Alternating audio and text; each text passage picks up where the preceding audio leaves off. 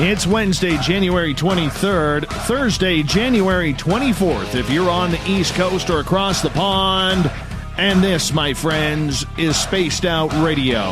Hope you had a great day and night. I am your host, Dave Scott, broadcasting to you live from the Great White North, on top of the mountains of central British Columbia, right here at SOR headquarters. We welcome you nightly on the SOR Radio Network, Deep Talk Radio, and Revolution Radio. If you want to take a listen to our archives, they are free at youtube.com/Spaced Out Radio. Just do old Davey the favor, hit that subscribe button. Our website is spacedoutradio.com, where we have a plethora of features for you.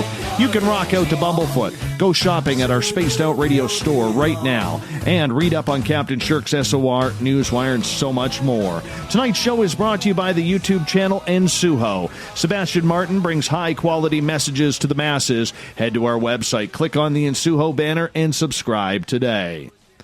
For the last couple of years, one voice has been synonymous with reporting and researching the disclosure movement when it comes to UFOs. Grant Cameron, who has been on this show numerous times and a great friend of Spaced Out Radio, comes in to update us on a post he wrote out just a couple of weeks ago on social media that caught my eye, where it said he expects disclosure in 2019. What does this mean? Grant is a Canadian researcher. He's out of Winnipeg, Manitoba, diehard Jets fan. And tonight we're going to get into To the Stars Academy, the latest fiasco of MUFON, and is disclosure right around the corner. Then at the bottom of hour number 3, we are going to have Ola Phillips back from Paranoia Magazine for the SOR Newswire. Grant Cameron, first time of 2019 we've had you on the show. Hope your new year has started off well. It's going to be a good year. It's been a good year so far, and I'm happy to be on. Thanks for giving me the time to tell some stories again. Oh, you always have the time. You know that. You don't ever have to ask. You want to come on, you just say, I'm coming on, and I'm like, okay, Grant, you can come on. That's just the way the relationship works, and I'm okay with that.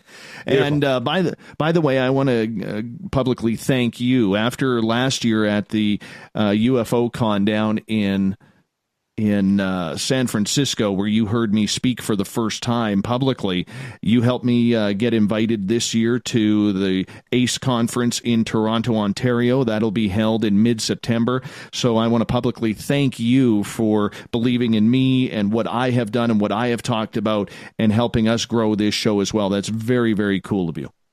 Well, you've got an amazing story, and you've got a good delivery. I guess it's because you're, a media guy. You delivered it perfectly, and I think everybody has to hear your story. Most people may not know that you have this sort of deep experience, your background. Well, you know what? We try. So, it's one of those things where I'm pretty used to sitting in front of a microphone staring at a computer because I don't realize how many people we're actually talking to. But that's all right. It works for me, and that's the way we're going to do it. But I just wanted to thank you about that. Now, Grant, 2018 was known as the year of the UFOs. We're going to get right into it right off the bat. I normally don't do it this way, but I think there's so much information, and we got you for the next 2.5 hours that we got to pack in there. 2018, year of the UFO, probably the biggest year in ufology, probably since Roswell, in my opinion. What was your take on 2018? It just picked up as the year went on. I've been in this since 1975, and I've said numerous times as we go along, and it seems to be more intense as we go along, that I've never seen so many stories breaking, so much material, so much verification of all the stuff that we've heard over the years. And it's moved into 2019, and that's why I made this post on December 31st. I was doing my volunteer thing at the homeless shelter, and they had the fireworks at 8:00 for the kids. So I was really near there. I went there, I took a video of the fireworks, and I thought, I should post this. I've got 2 stories, and we can get a little bit. I can't get into too much detail, but I got 2 stories that are coming. And last year I was hyping the story about the Mission Rama and the portal thing and what they call the Zendras, which I had said was the biggest story I'd ever seen in 40 some years. And yet I've had 2 now that have gotten bigger. And the To the Stars thing, I think, is pretty big.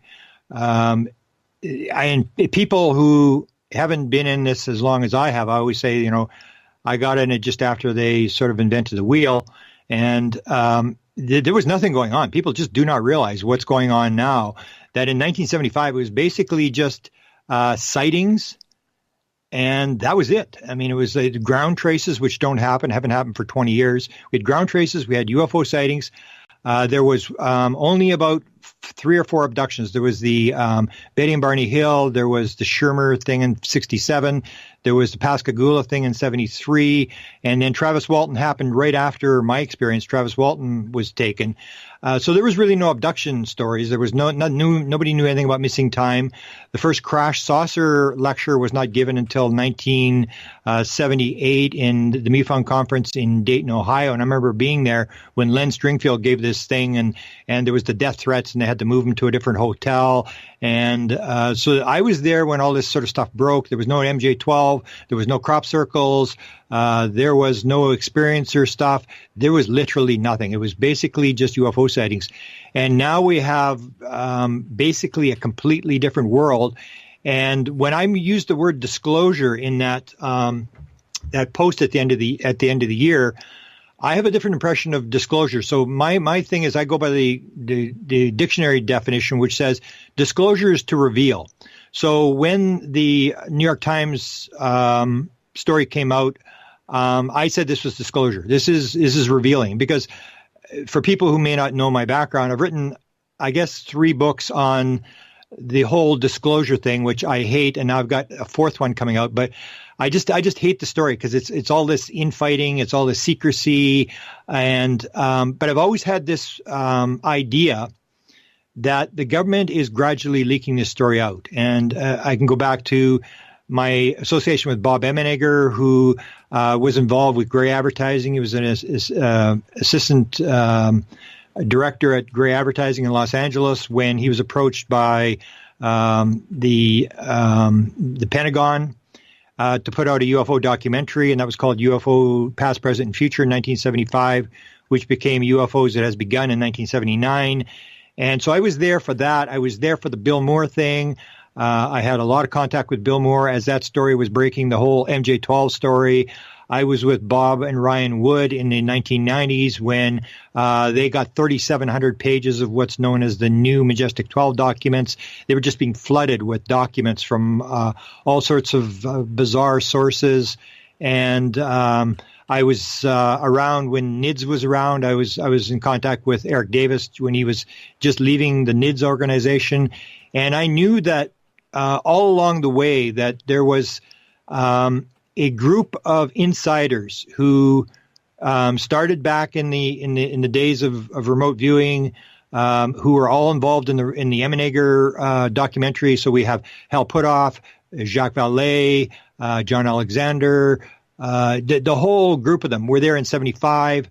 Then they were there in 1985 when John Lear had this, what was called the UFO Working Group, which was actually known as the Advanced Physics Theoretical Working Group. They all cycled through there. Then they cycled into NIDS in the 1990s. Then when Firmage left his big .com company, he had a lot of money, and he started basically what Tom DeLonge is doing right now. He had an entertainment division. He had all sorts of research and this sort of stuff. He had a lot of money. They all gravitated to that program, and they were just following the money, following any sort of situation where somebody seemed to be in contact with the government and there was money and there was sort of information. And it's the same group of people that are involved with the To the Stars. So when To the Stars came out, as I've said numerous times, I really, when I first saw it, I went, oh my God, they're doing it again. It was like, it's exactly the same story. It's the same players. It's the same game where some guy gets a contact inside the U.S. government. He's given a bunch of sources. They start to feed him stuff, and all these Avery type people all cycle in there.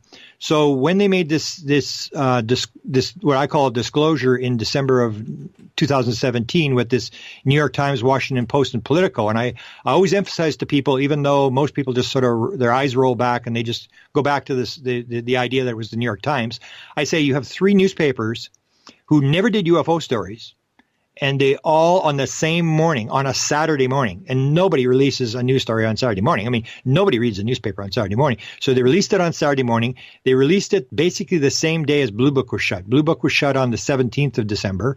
And so you release the story a week before Christmas. Everybody's going home for Christmas. Nobody's really paying that much attention. And it is basically the same sort of pattern.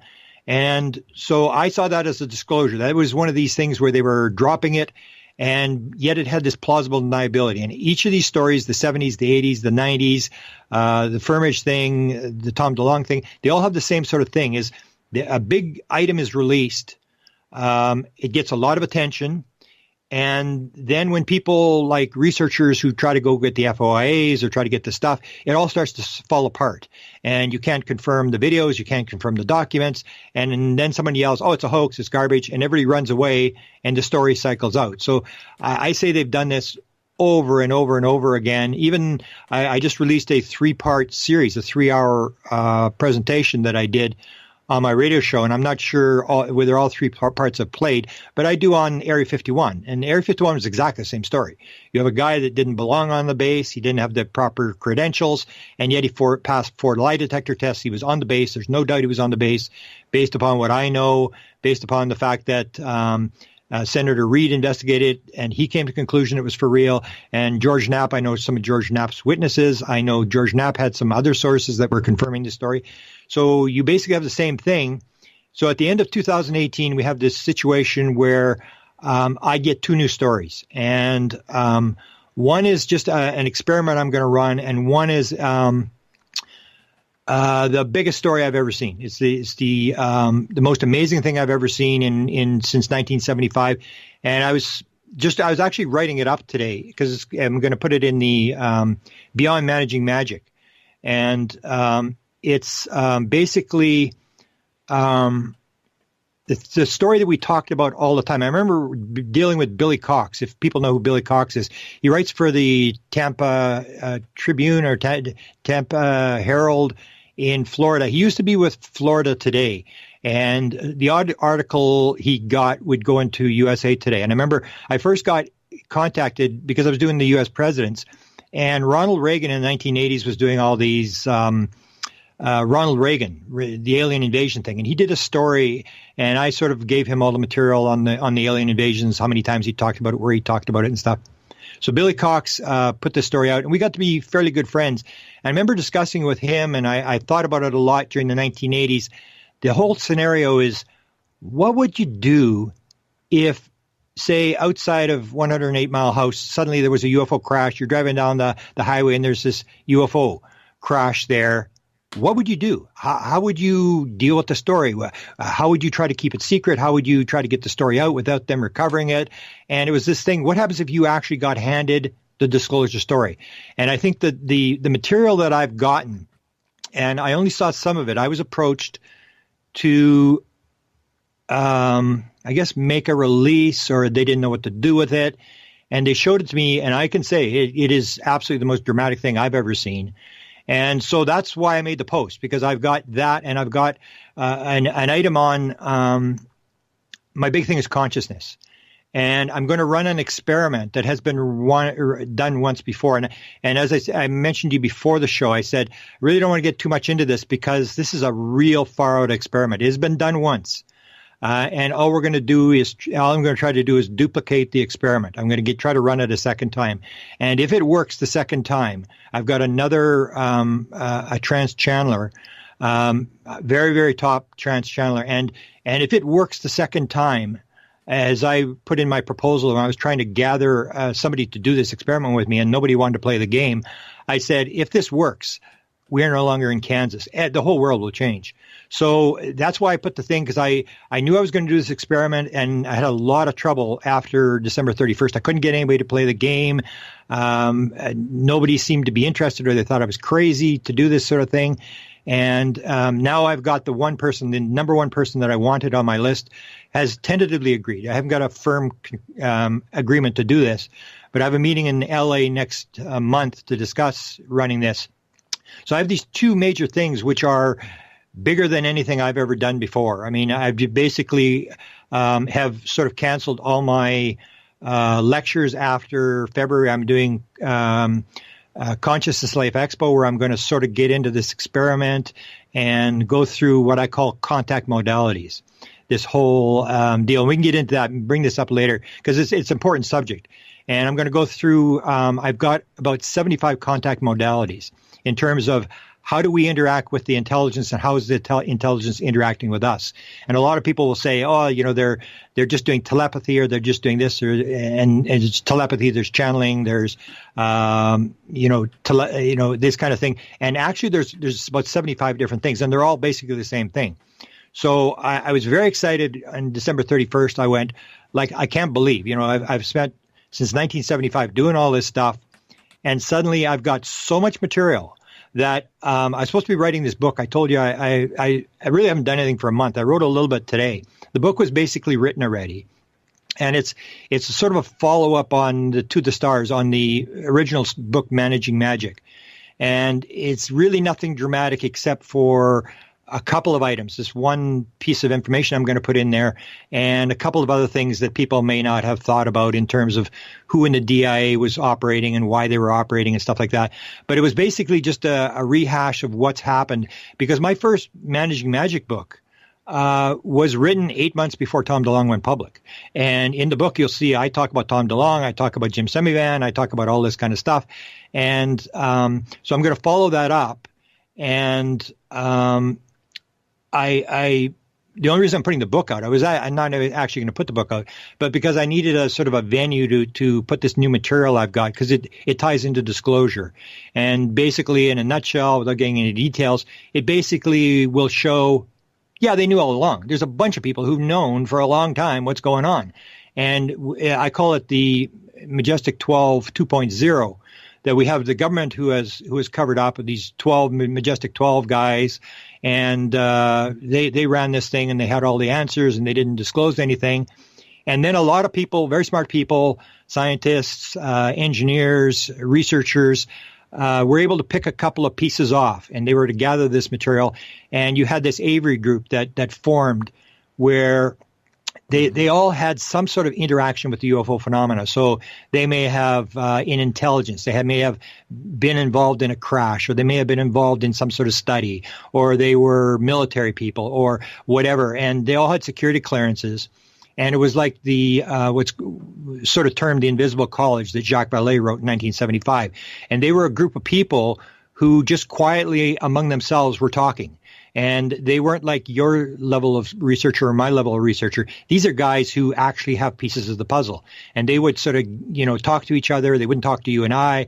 They actually had email chains. The odd time I'd get an email from one of these chains, and they discussed the stuff they were discussing was like unbelievable compared to what's in the field. And so what it came down to was that you have this sort of second level of information, where I now say the main thing that's holding back disclosure is maybe not the government. The government is putting it out. It's the UFO community. Because what happens is the UFO community, it's so easy to get caught into this sort of confidentiality thing, where somebody from the government comes to you and says, Dave, I got something I want to tell you about. And then they tell you and they say, but please don't make it public. And so you go, yeah, okay. Now this guy's your friend, and now he's got you for life. And that's what's happened, I think, in the UFO community. And I even said this maybe 10 years ago. I said, if everybody in the UFO community just put on the table what they had, it would be over. But everybody's got their little story. Everybody thinks they're going to make $1 million. And anybody who's been in this and written a few books knows there's no $1 million. There's no money at all. It's like, the old joke that you win. What do you do if you're a UFO researcher and you win $1 million? Just keep researching until the money's gone. I mean, there is no money, but everybody thinks that they're going to be famous or they're going to make $1 million out of their holding their little secret. And so you have a bunch of people. You have these Avery guys who have some really good secrets that they're holding based upon what they know. And in a lot of cases with those guys, you can't really blame them because they got security clearances. So they're afraid, like in the Invisible College, somebody may be a professor and they don't want to lose their job, or they may have a government contract. They don't want to lose the government contract, or they've got a security clearance. They don't want to lose the security clearance. And so you have all these roadblocks of things that are preventing UFO material from coming to the surface and coming to the public who's waiting to get the answers. Grant, we have about 2 minutes here before we got to go to break at the bottom of the hour. In regards to the whole disclosure movement, and we can probably carry this on for another hour of conversation, but the way the medium is being controlled and the way that everybody is silenced, like everybody is sitting here anticipating what is TTSA's next move. In the next 2 minutes, can you describe how it's been good or bad for the field of ufology on the public side that the medium is being controlled? Well, I was thinking about this. I was walking around earlier this evening, and I was thinking about this, and we'll get into this in the next half hour, but I basically say it's the same as anything else. It's like you're going after Dave Scott. You got the job. You're in the Washington Post. You're going to go to the job. You got the job. You got to go to the White House, and I want to know, what does Donald Trump know about Russia? So you go to the White House and you say, I'd like to have an interview with Donald Trump. And they say, are you from Fox News? And you say no. And they say, there's a door on the right. Don't let it hit you on the way out. They're not going to give you an interview. Donald Trump's not going to give you an interview. And To the Stars is not going to get an interview. But here's the bottom line. I wrote an entire book on To the Stars and what was going on. And I had never got an interview with To the Stars. They never talked to me.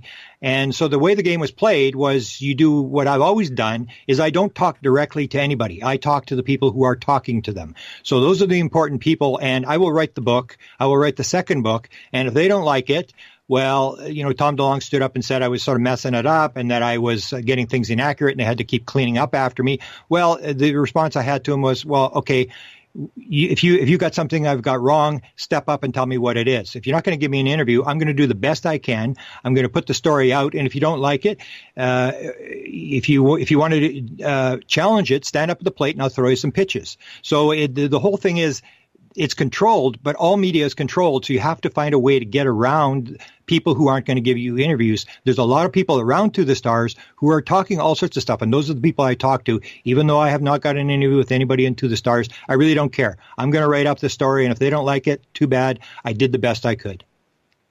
And on that note, Grant, I'm going to get you to hold on right now because we are going to hop out for our first break of the night. Grant Cameron is our guest tonight on Spaced Out Radio. You can go on Amazon or any major bookstore to go find his plethora of writings on the shelves, and I highly suggest you get him. He's one of the best. He's a good friend of this show, and we're glad to have him for the next 2 hours on the mighty SOR. We'll be back with more Spaced Out Radio right after this.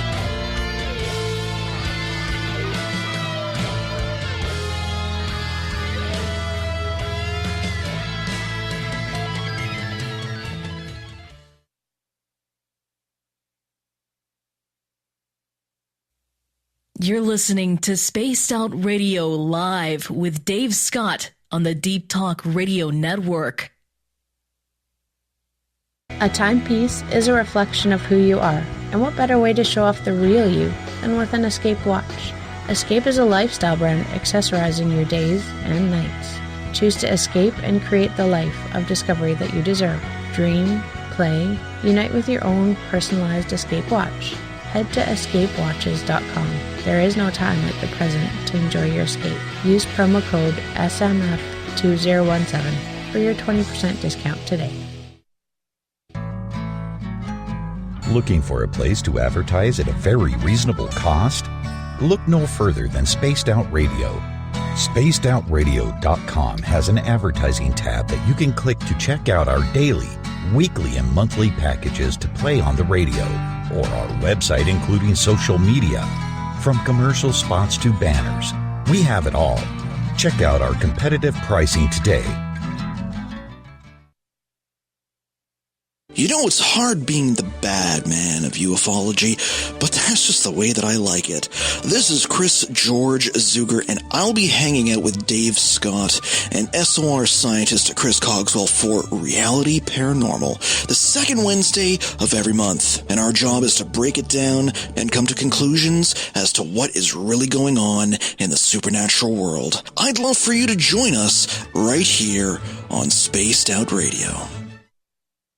So, you love talk radio? Then you'll love TalkStreamLive.com. TalkStream Live is always on, 24/7, with the best streaming talk shows. Find your favorite talkers and discover some new ones. It's free, readily available online or on mobile with any smartphone or tablet. Finding your favorite talk shows all in one place has gotten a whole lot easier. Just go to TalkStreamLive.com. Be sure to download the free apps from Google Play or the iTunes App Store.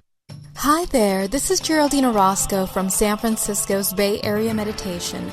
I invite you to join me the first Tuesday of every month with Dave Scott for Spaced Out Radio's The Spiritual You. In this fast-paced world we live in, it's time for you to take some time for you. We'll cover every possible subject from powerful meditation to healing techniques to your own intuition and spirituality. So come join us for The Spiritual You. Heading to Vancouver and looking for a night on the town? The Moose Vancouver is the bar that never stops rocking until 2 a.m. every night. The Moose has great food with everything on the menu from $6.95 to $8.95. Fantastic, vibrant staff and rock and roll that will bring you back to when the music was real, the hair was long, and the guitars were rocking.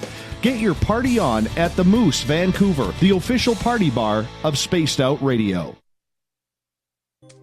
We're bringing scientific thought to the paranormal. Hi there, this is Spaced Out Radio scientist Chris Cogswell. Join me, Chris Zuger, and Dave Scott the second Wednesday of every month, where we break down the who from the woo when it comes to everything paranormal. We'll investigate and try to bring sensible answers to those straight and sometimes outlandish questions people have.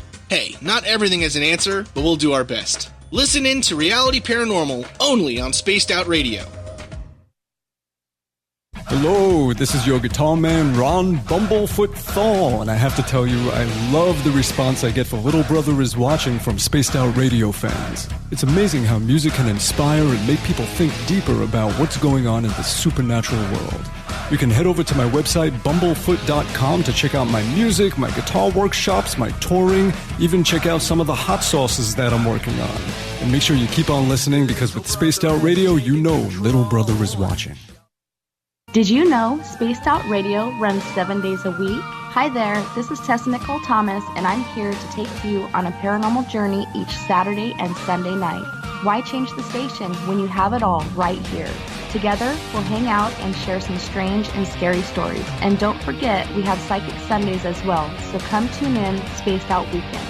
We get going at 9 p.m. Pacific, midnight Eastern, only at spacedoutradio.com, where we own the night. You hear footsteps in the empty room above you. A rocking chair begins rocking by itself. Don't be afraid of the things that go bump in the night. Reach for Spirit Storybox, the iPhone app the Huffington Post UK called the only ghost hunting app you will ever need.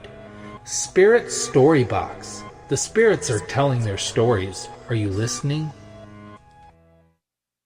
Coming soon to our website, spacedoutradio.com, is the SOR Space Travelers Club. For just $5 a month, you can get into a private area on our site where you can hang with other listeners in our chat room, post in our forum, and check out a bunch of exclusive content and store that won't be found anywhere else, including a nightly after-show party with Dave. It's going to be the best $5 a month you're going to spend. The SOR Space Travelers, only at spacedoutradio.com. Visit purpleplates.com today. For over 40 years, the Purple Energy Plates have been delivering amazing results for their many customers. Inspired by the great genius Nikola Tesla, the harmony, healing, and energetic effects of the plates have proven over and over to be beneficial and often miraculous to thousands of customers. Check their site for daily specials and choose from their many energy products. You won't be sorry. Visit them today at purpleplates.com. Are you intrigued by Paranormal Talk Radio? You'll love the new Paranormal Radio app from TalkStream Live.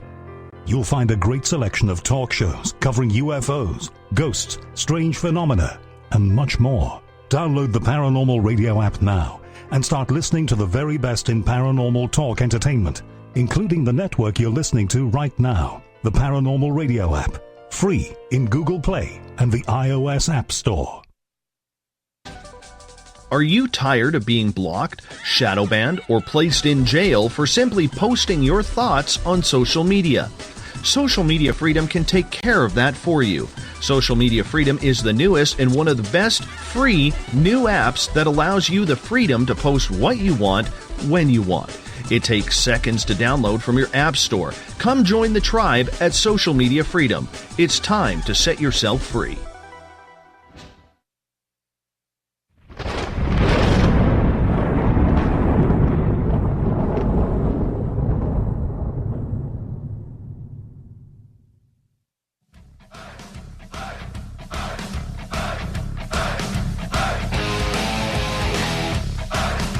Welcome back to the second half hour of Spaced Out Radio tonight. I am your host, Dave Scott, sitting in the captain's chair of SOR headquarters. Glad you could join us. Grant Cameron is our guest tonight. We are talking Disclosure 2019. Are we any closer? Are we not? Mr. Grant Cameron, welcome back to the show. Thank you, Dave. Right before the break, I'd asked you a question about controlling the message. Who is controlling the message here in regards to what goes out to the media? Because there is a lot of temperament around what is being covered, what isn't, and what the UFO community can actually believe these days. Well, as I mentioned, I think that there's somebody inside the Pentagon. In fact, my friend Melinda Leslie had she had a number of conversations with Jim Semivan. As far as I know, that's the only person he's talking to. And I was involved in, there's a lot of people who dispute, what she says about this thing. I was involved in the original situation before the interview took place. I knew they were going to have an interview. I knew he was going to be in Sedona. And Semivan, basically, she asked him, and he said, yes, it's being green-lighted by the Pentagon. So that's what I think people always have to keep in mind with this whole story. Like, for example, Lou Elizondo was asked about the videos. Did To the Stars release the videos? He said, no, they did not release the videos. Did you release the videos? Are you in charge of releasing the videos? No, I'm not. And then he said, well, who's in charge of these videos getting out? And he said, the government. And then they said, well, who's the government? And he said, well, you'd have to ask the government.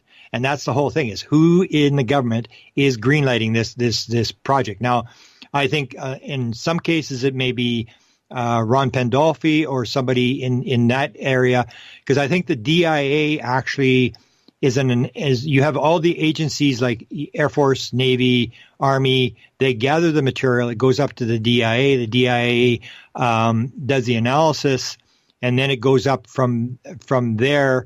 And I think the CIA role in this whole thing is to do this soft disclosure thing. Because if you take a look at all the different programs, I identified Jim Semivan as being, they called him the big man in this thing. That's before the story broke, before Tom DeLonge came forward. And he's former CIA. So all the people that are in the program, you'll see, except for Ron Pandolfi, are actually retired. So it's this plausible deniability. They're in the government. No, they're not in the government. What are they doing? Ron is the only operational guy who's still sort of in the government. But every time you see one of these operations, you see a retired CIA guy. For example, the guy that ran the Avery, the supposed Falcon with Bill Moore, was Rositsky, Harry Rositsky, who was the former counterintelligence head for the CIA for Russia. And he had been brought out of retirement to run this Avery thing where they were leaking all this material to Bill Moore.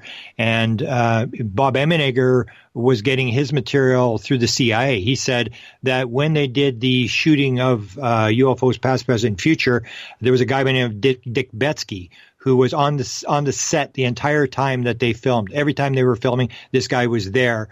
And it was Art Lundahl, who was the predecessor to Ron Pandolfi and Kid Green, who fed them the story about channeling the alien at the National Photographic Interpretation Center, the CIA channeling of this alien. So you always have this CIA. So I think the CIA's got to do with this soft disclosure, because actually, if you take a look at it, the CIA is not supposed to be involved. CIA is putting out a statement that they aren't involved in UFOs.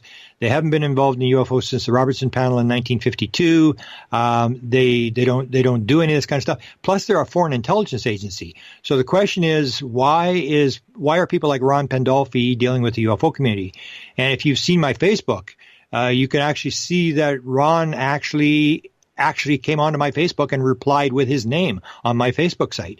So the question is, why would these guys be operational? And I know Dan Smith, who was Ron Pandolfi's best man, who was leaking a lot of the stuff from Ron into the UFO community, had stated when it first started, he actually got the Inspector General at the CIA to do an investigation on Ron. And the question they asked, because Ron was making contact with Dan Smith and with Rosemary Guiley, and they were working on crop circles, and they were going through the channels, and someone said, phone this Ron guy at the CIA, and Ron started talking to them, and then Dan said, well, why is this guy talking to us? He's CIA. He shouldn't be talking to us. They're not in UFOs, and plus they're not supposed to be working within the United States.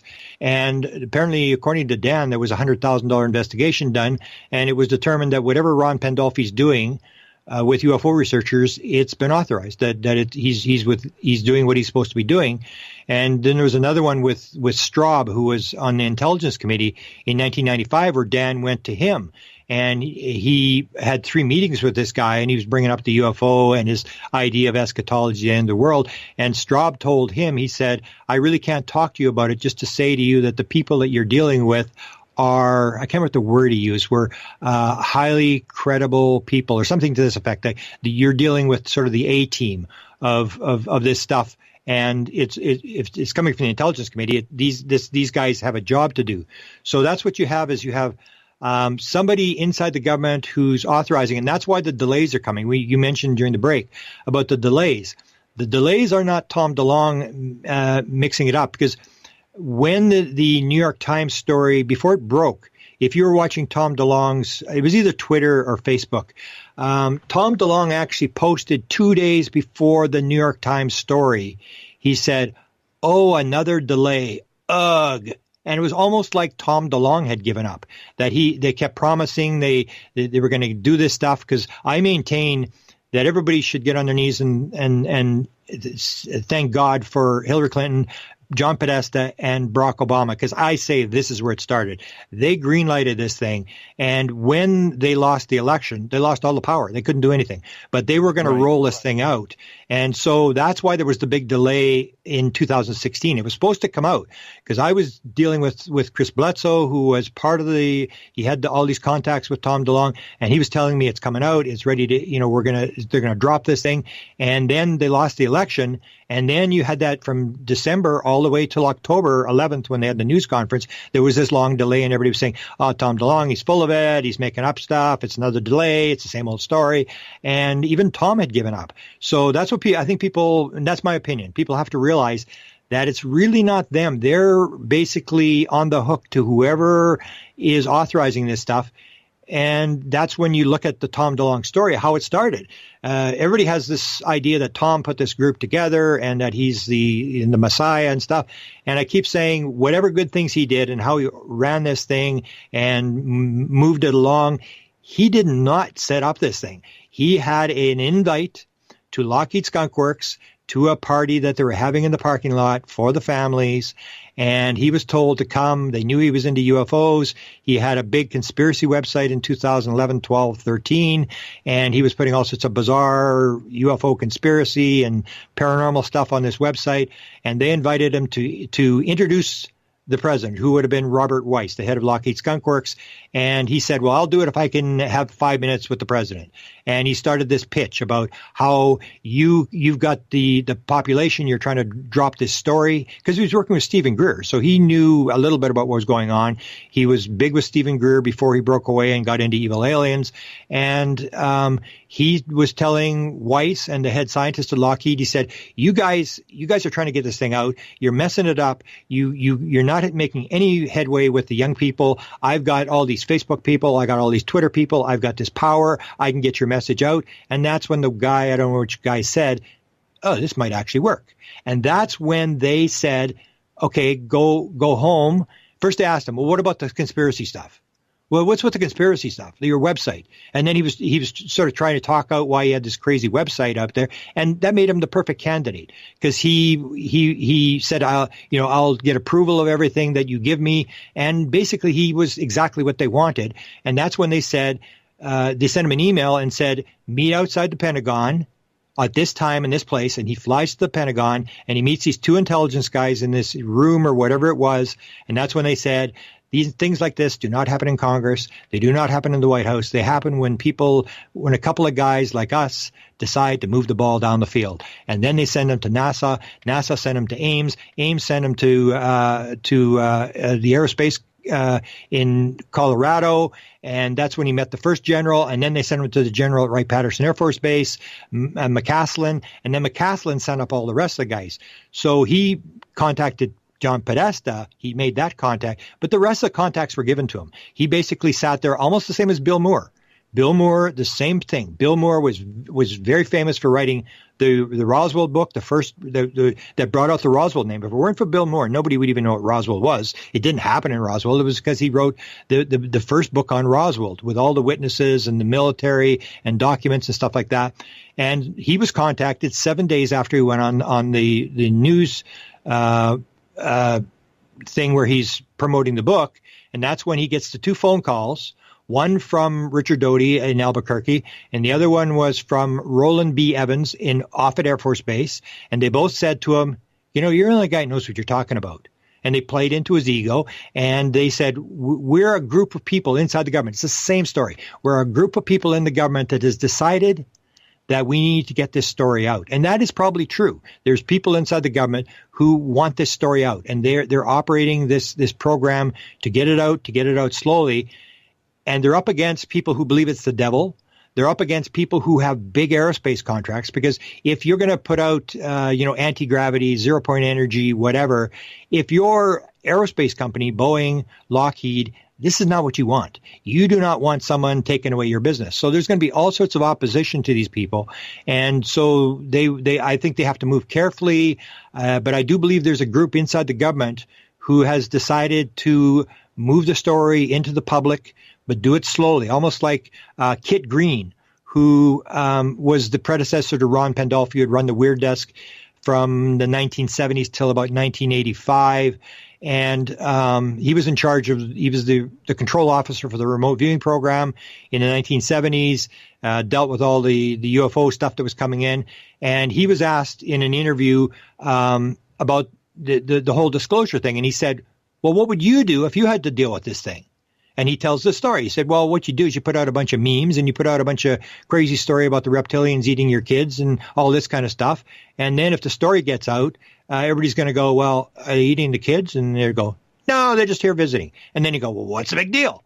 And so he exposed this sort of thing, that there is this sort of program to sort of hype it, to put out a bunch of garbage and stuff like that, so that nobody can really determine. And I think that's part of the story is you take the information, you surround it with disinformation, and you put it out. So nobody can really nail the story. Because in the end, if you want it out, Dave, you just stand the CIA director up with an alien standing beside him and you tell the story. I mean, it's very simple to disclose. So it's not a full disclosure. It's this gradual disclosure that they're putting out, almost like if you remember back in 2012, Chase Brandon, who was the second leading guy at the CIA to speak publicly on behalf of the CIA, because he was the liaison to Hollywood, came out with a book called Christos Conundrum, which is a sort of a fictionalized version of how the CIA had handled the Roswell crash.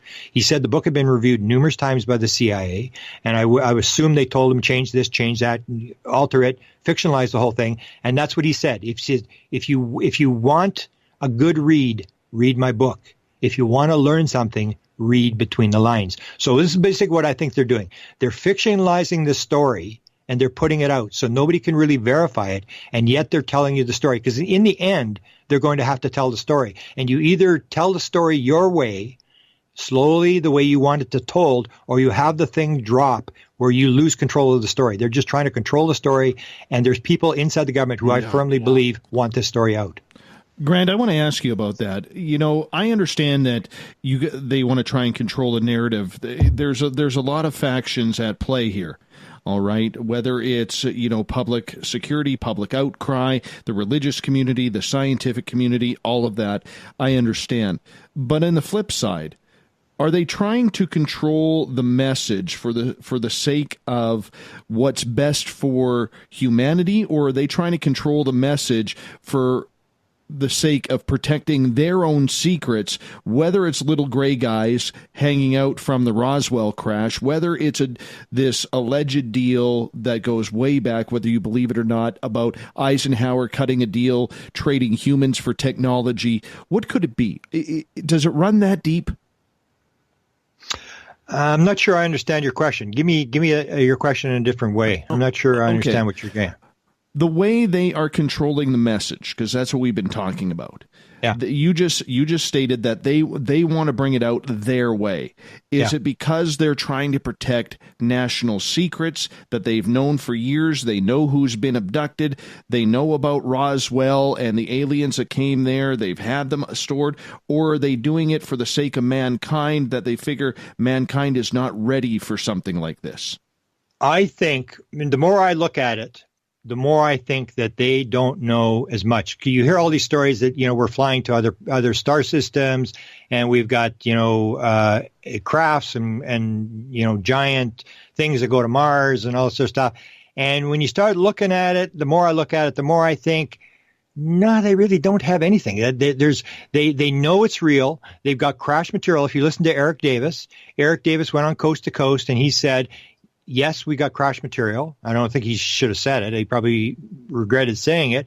And that they shut the program down in 1989 because they weren't getting anywhere. And if you start looking at some of the material that I've seen, I've got some material that I was given, last year. This is a study, a eyes-only study for President Johnson. This is a manuscript that this guy was writing.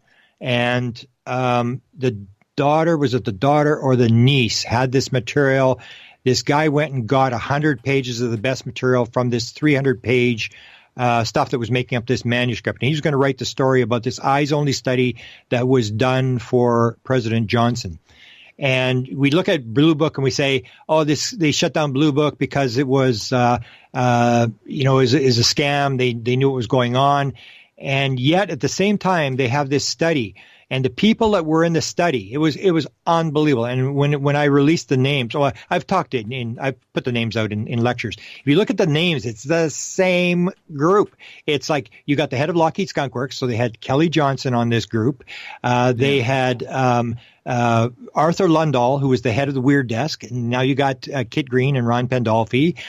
You had the head of NRO in this program that was trying to do the study for President Johnson, and Tom DeLonge has a very high, I don't know if he has the head of NRO, but he does have a general inside NRO. It was basically the same people. It's like if you're going to run a study, you need this guy from this agency and this guy. They had a 4-star general from Wright-Patterson Air Force Base.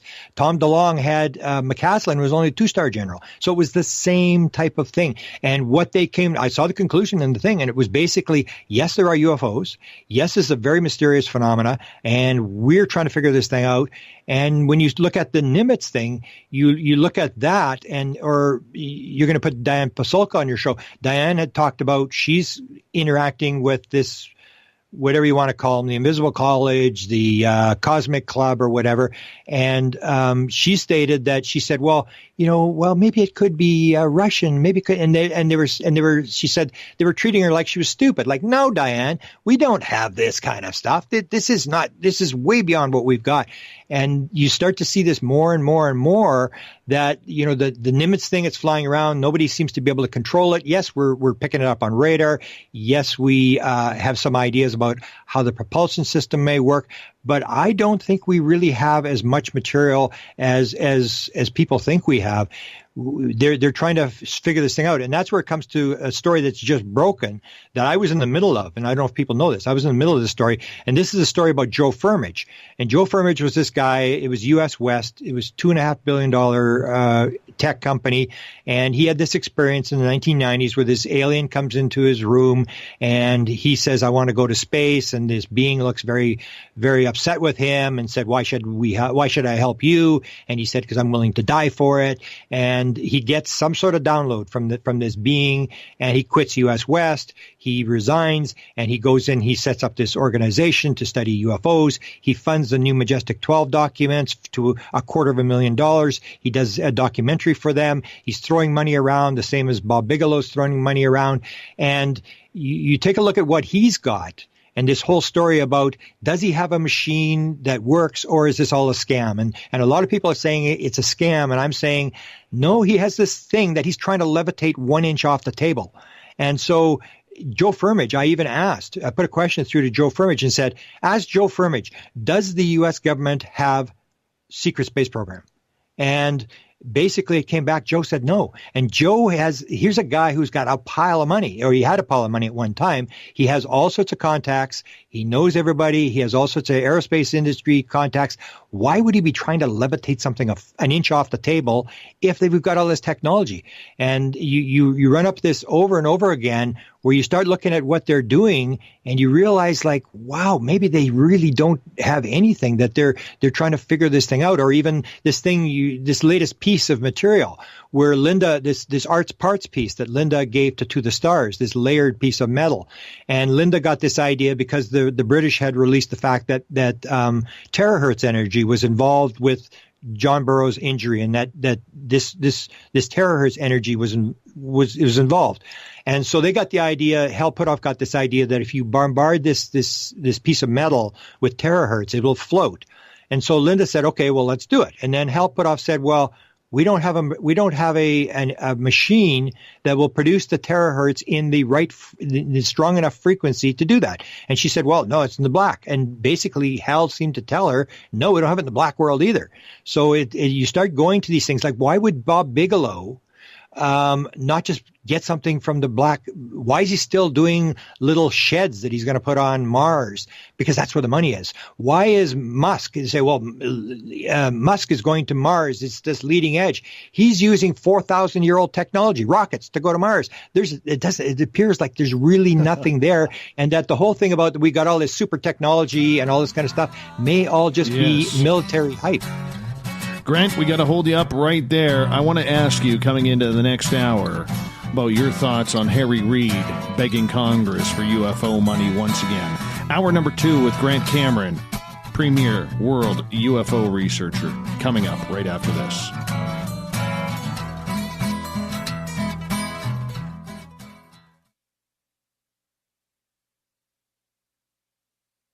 Every night on Spaced Out Radio, we have places for you to hang out. Hi, this is Carl. Join our SOR Space Travelers group on Facebook for live chat. On Twitter, using hashtag Spaced Out Radio, you can also join us in our Spreaker chat room.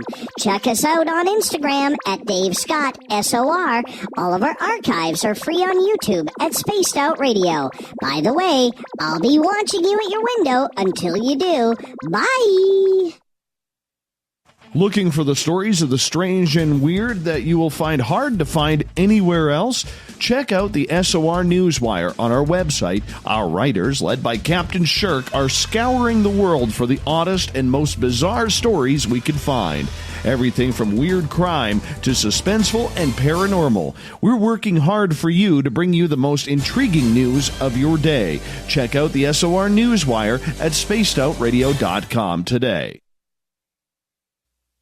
You're listening to Spaced Out Radio Live with Dave Scott on the Deep Talk Radio Network.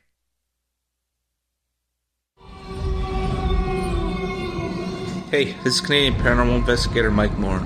The third Wednesday of every month, I'll be teaming up with Dave Scott to bring you Ghosts of the Great White North. Each month, we will bring on guests from across Canada to discuss their ghostly encounters. Canada is a paranormal hotbed with stories you've never heard, so we're going to bring them to you. So get comfy on your Chesterfield, grab a donut, and join us, eh?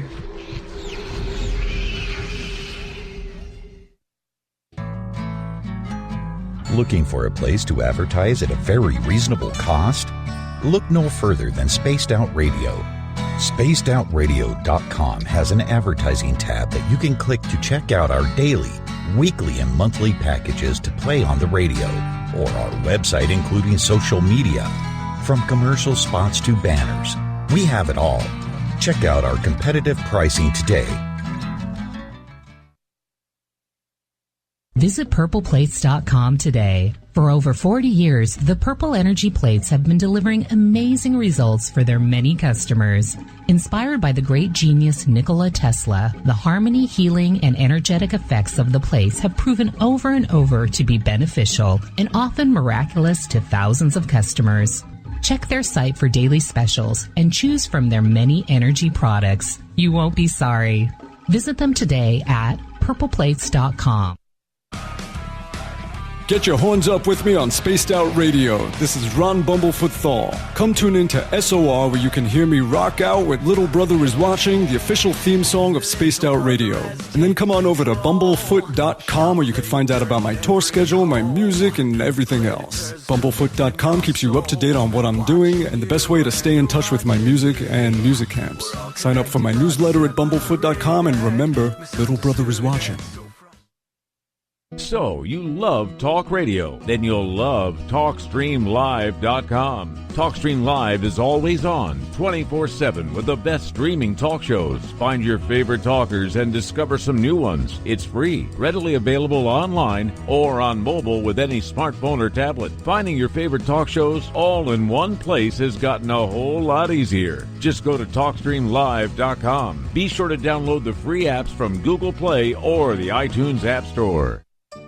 Find your escape where time has no limits. It's about living today and cherishing the heritage of yesterday. A spirit of adventure for what is new, with the nostalgia of the past. Your timepiece is a reflection of who you are. Life surrounded by beauty from the world around us to the soul within. EscapeWatches.com. There is no time like the present to enjoy your escape. Use promo code SMF2017 for your 20% discount today. We are getting ready to relaunch the SOR Space Travelers Club at spacedoutradio.com. For $5 a month, you can join us for a plethora of features found nowhere else. Hang out in a private chat room during the show and after party. You can check out some exclusive content and a store specifically for you, as well as a private listener forum where you can post your thoughts, stories, and pictures. The SOR Space Travelers Club, coming soon to spacedoutradio.com. The Call of the Wild is in Vancouver. The Moose Vancouver is one of the hottest bars and restaurants in the city. Open until 2 a.m. nightly, the Moose will rock you like a hurricane all night long. Great food with everything on the menu at $6.95 near the corner of Nelson and Granville. Get your horns up and come rock with us. The Moose Vancouver, the official rocking bar of Spaced Out Radio. On the first Tuesday of every month, I encourage you to come along for a journey with me, Geraldine Orozco, on The Spiritual You. Together, we will take a look at how to access the highest expression of yourself and change your life. Consciousness, ET contact, health, and wellness, we can talk about it all. So come along for a spiritual ride with me, Geraldine Orozco, on The Spiritual You, only on Spaced Out Radio. You hear footsteps in the empty room above you. A rocking chair begins rocking by itself. Don't be afraid of the things that go bump in the night. Reach for Spirit Storybox, the iPhone app the Huffington Post UK called the only ghost hunting app you will ever need. Spirit Storybox. The spirits are telling their stories. Are you listening? You know, it's hard being the bad man of ufology, but that's just the way that I like it. This is Chris George Zuger, and I'll be hanging out with Dave Scott and SOR scientist Chris Cogswell for Reality Paranormal, the second Wednesday of every month. And our job is to break it down and come to conclusions as to what is really going on in the supernatural world. I'd love for you to join us right here on Spaced Out Radio. The freedom to post what you want, when you want. That's the social media freedom you need. Social Media Freedom is the free app in your app store. No need to worry about going to jail or being shadow banned any longer. It's the freedom to say what you feel. The freedom to know Big Brother isn't watching. It's the way social media is supposed to be. Social Media Freedom. It's time to set yourself free. Download from your app store today. Do you want to know what's really going on in your world? Do you have questions about who you can trust in the mainstream media? Then look no further than the Rebel Planet. Come get the straight answers right here at spacedoutradio.com. Join me, Jamie Sexton, creator of Rebel Planet News, as I fill you in on the stories behind the stories. All you truth seekers, be sure to tune in to Rebel Planet on spacedoutradio.com the third Thursday of every month.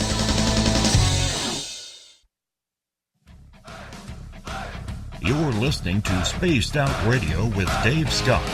Follow Dave on Twitter at Spaced Out Radio and on Facebook, Spaced Out Radio Show. Welcome back to the second hour of Spaced Out Radio tonight. I am your host, Dave Scott.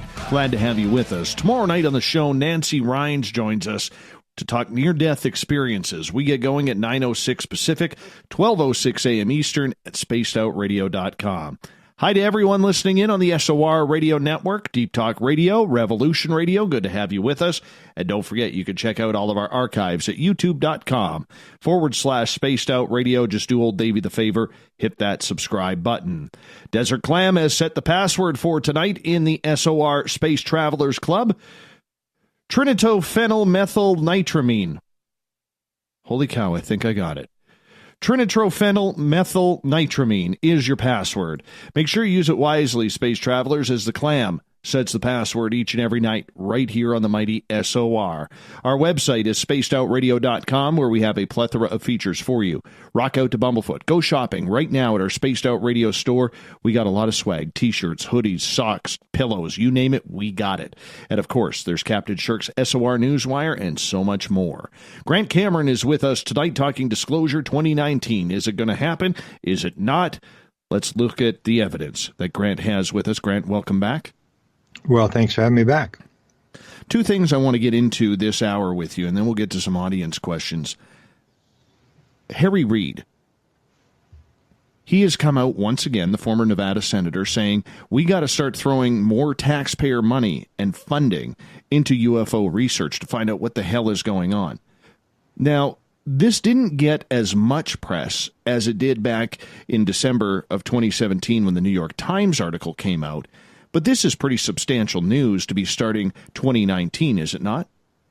Yeah, he's a major player. He was, intelligence, the head Democrat in the Senate, and he's down the rabbit hole with the rest of us.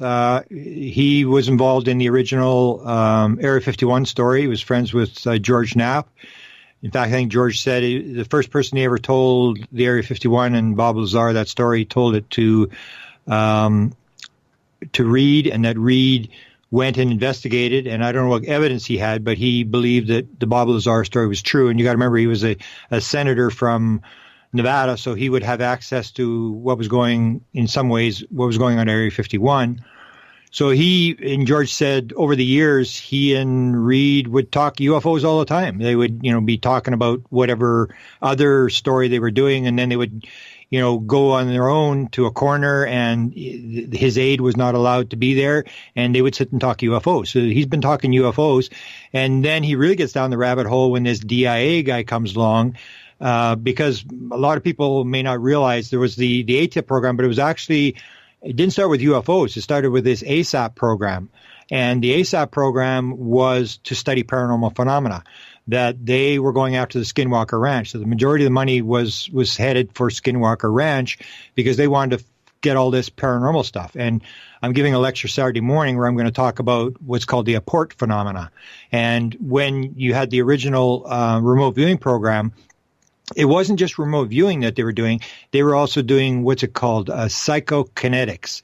And this is the whole deal of stuff appearing, disappearing, moving stuff through walls and stuff like that. And that was the kind of stuff where if you're a military guy, you sort of, start to get pretty excited that if we could get this kind of technology, like at Skinwalker Ranch, where they take the 4 bulls and stick them inside this locked trailer, it's that kind of stuff. And that was what they're looking at. And they'd actually, I think at one point, sort of pinned it that the Skinwalker Ranch sort of represented sort of a threat to national security. So the whole game with Reid and all these guys, when the DIA guy comes to Reid, is we got this kind of stuff, and this is weapon technology. If we can figure out how to not just remote view, but to move stuff and to make stuff disappear and, this kind of stuff. It's just really, really bizarre. And that's why the majority of the money, as my understanding, went to this Skinwalker Ranch thing. And the UFOs,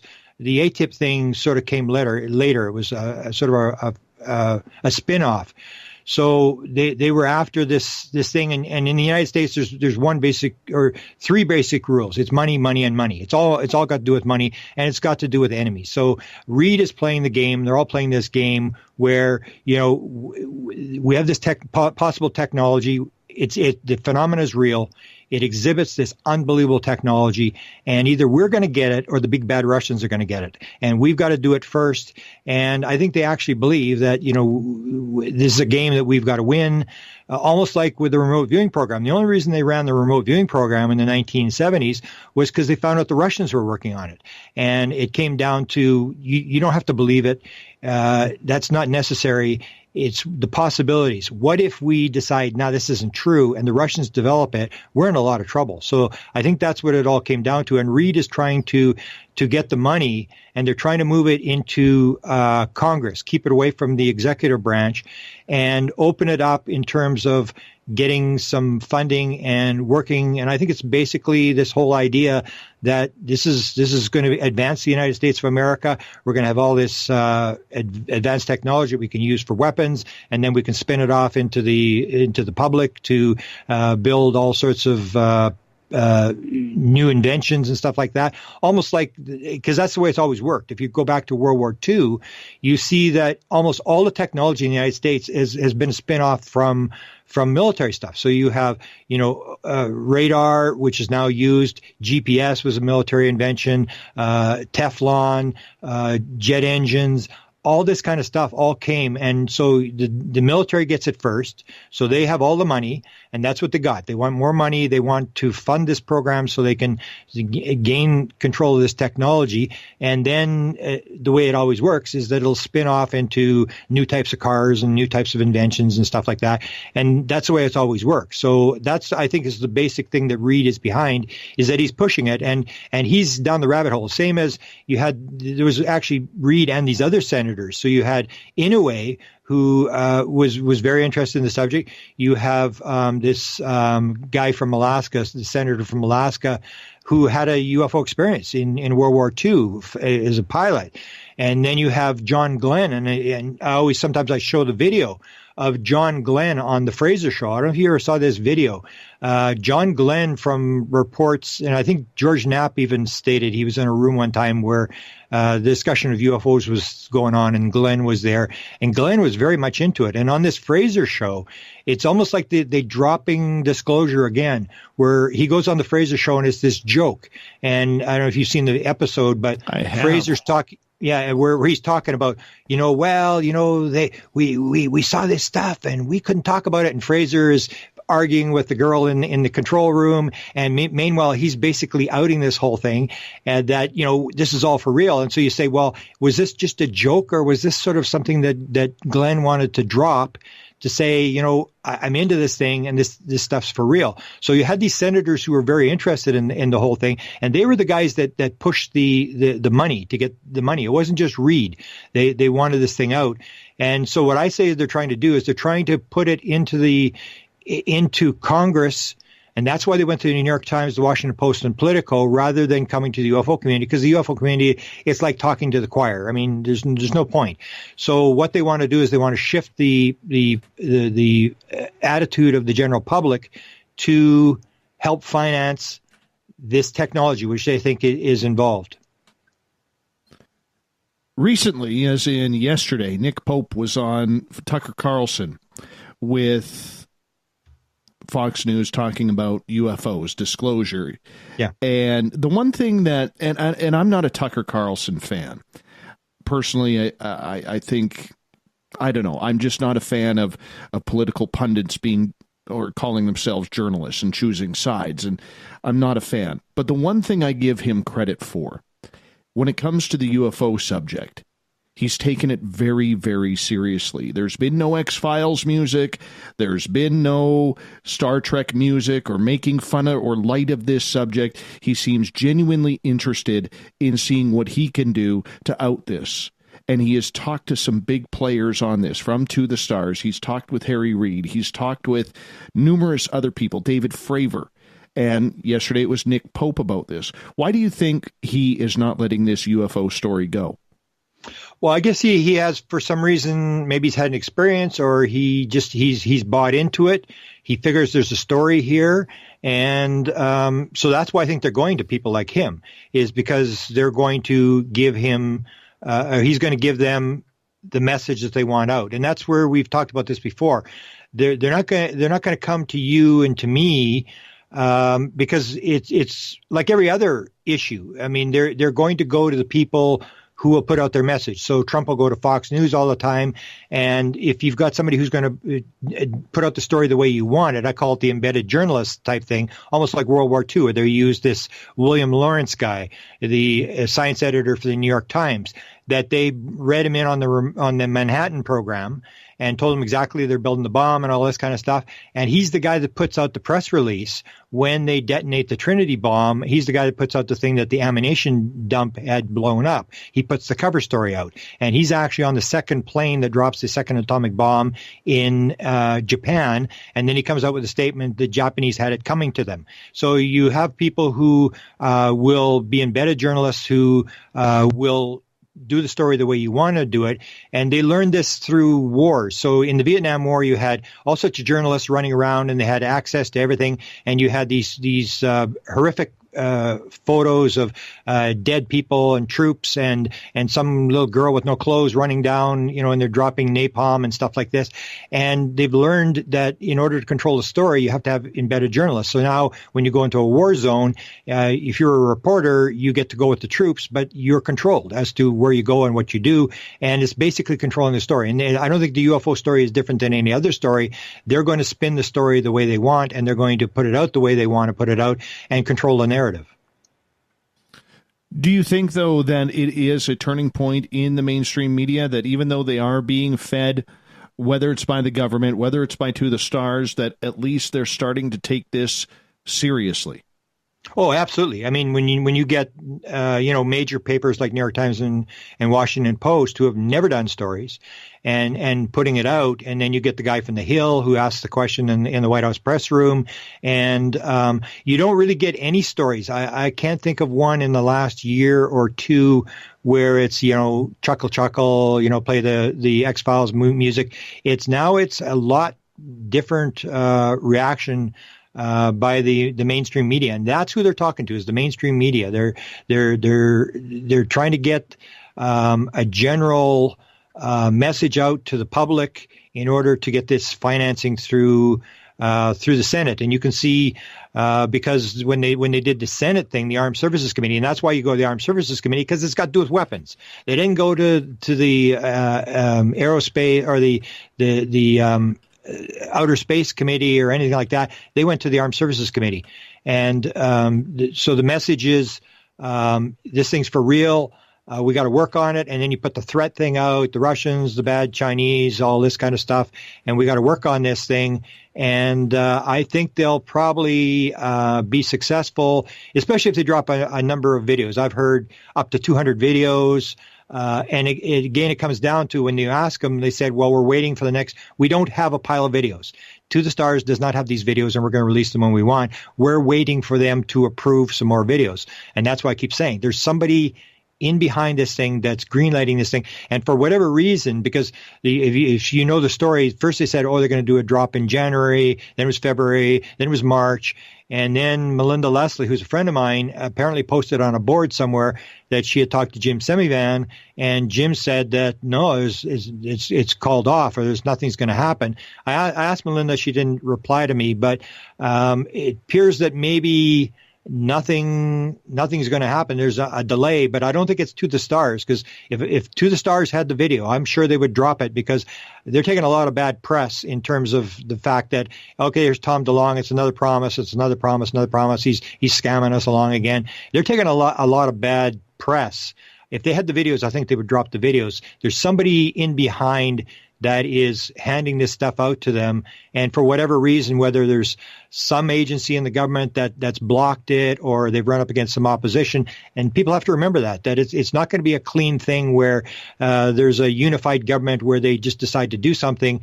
There's going to be all sorts of people inside the government who are fighting to keep this thing from the public, and you have a group just trying to get it out.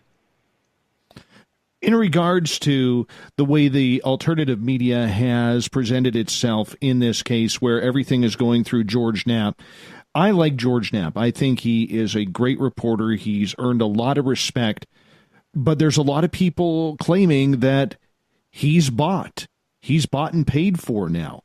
Where do you stand on the George Knapp argument? Well, this is the embedded journalist thing, where George, he knew about ATIP right from the word go. He knew in 2007 when they signed the contract that this thing was going. And he tells the story that when he was first told about it, Bob Bigelow told him that he couldn't release it. The same as when he had Skinwalker Ranch. He had that story before. He didn't release that for a number of years. And he says that's the way journalism works, is that you get a story, and if you're in there, then you can release it when they say you can release it. And he has gone along with this, and he has broken a major stuff. So I give him credit in the fact that he was able to, whatever it is, schmooze these guys, play the game, get in there, and then get material released. And there's a bunch of people that are being sort of given little bits and pieces, and that's what they're going to do. They will go to people who aren't going to sort of, drop everything, just expose all their sources and stuff like that.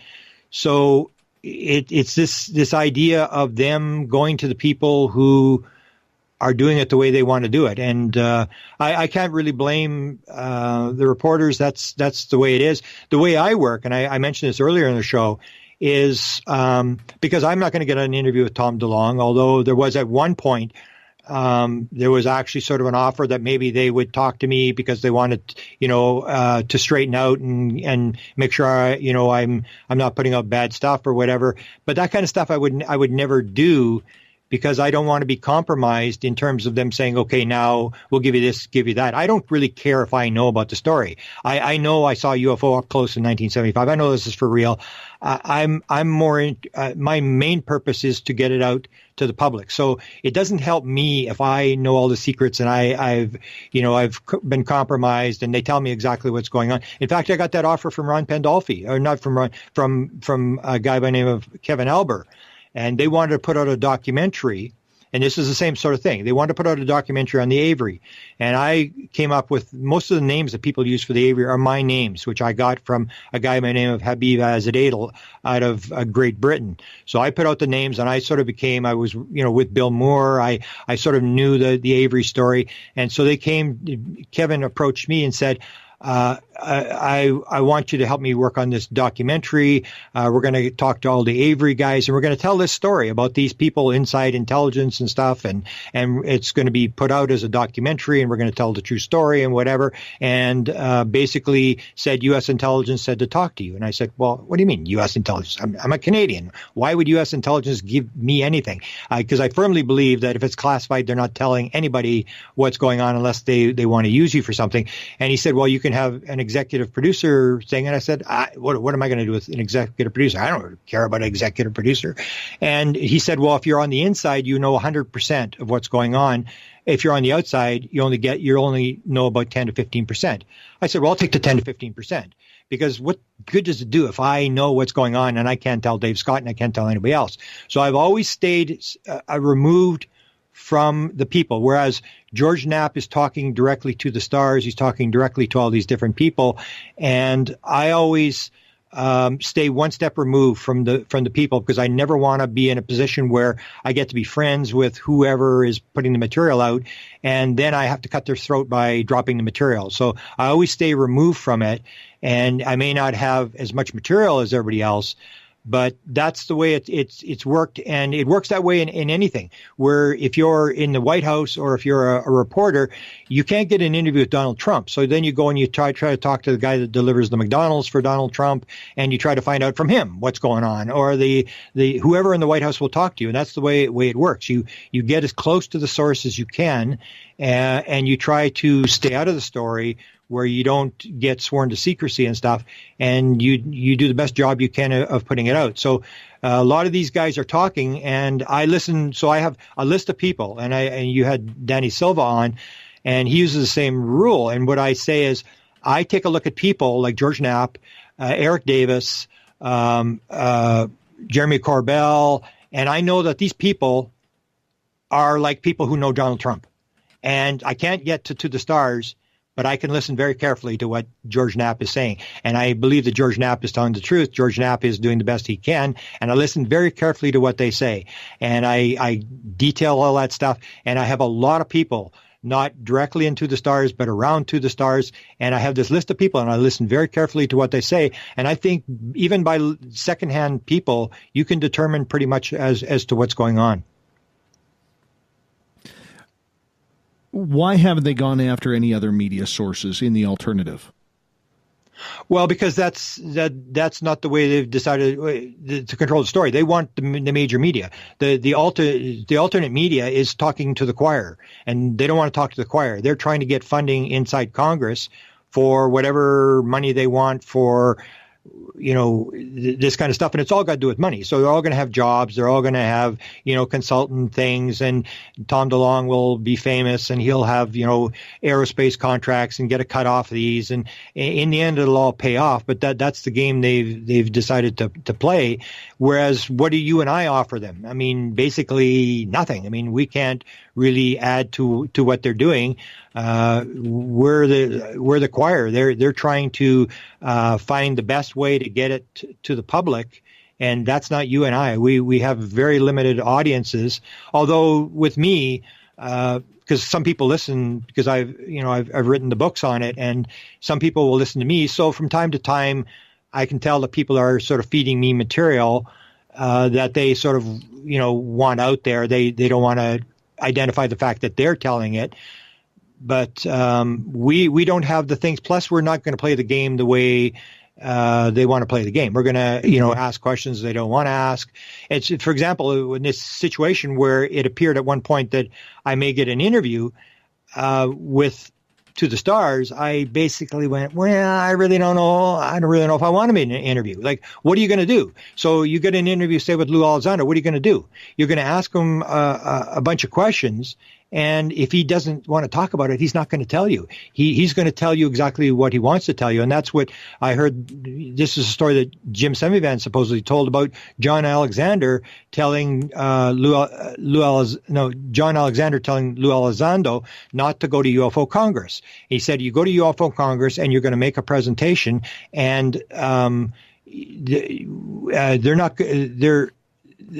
going to ask you all the hardball questions. And when you answer them, they're not going to believe you anyway. So why would you go there?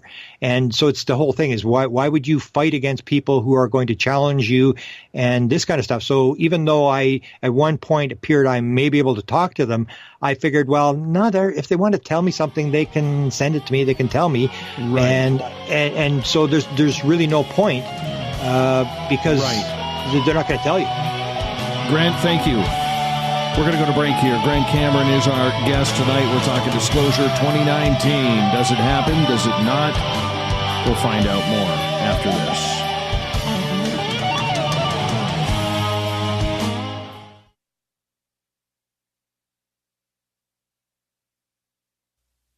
You're listening to Spaced Out Radio Live with Dave Scott on the Deep Talk Radio Network. Coming soon to our website, spacedoutradio.com, is the SOR Space Travelers Club. For just $5 a month, you can get into a private area on our site where you can hang with other listeners in our chat room, post in our forum, and check out a bunch of exclusive content and store that won't be found anywhere else, including a nightly after-show party with Dave. It's going to be the best $5 a month you're going to spend. The SOR Space Travelers, only at spacedoutradio.com. Are you tired of being blocked, shadow banned, or placed in jail for simply posting your thoughts on social media? Social Media Freedom can take care of that for you. Social Media Freedom is the newest and one of the best free new apps that allows you the freedom to post what you want when you want. It takes seconds to download from your app store. Come join the tribe at Social Media Freedom. It's time to set yourself free. Hello, this is your guitar man, Ron Bumblefoot Thal, and I have to tell you, I love the response I get for Little Brother is Watching from Spaced Out Radio fans. It's amazing how music can inspire and make people think deeper about what's going on in the supernatural world. You can head over to my website, bumblefoot.com, to check out my music, my guitar workshops, my touring, even check out some of the hot sauces that I'm working on. And make sure you keep on listening, because with Spaced Out Radio, you know Little Brother is watching.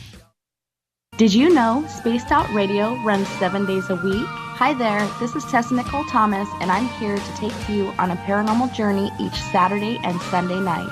Why change the station when you have it all right here? Together, we'll hang out and share some strange and scary stories. And don't forget, we have Psychic Sundays as well, so come tune in Spaced Out Weekend.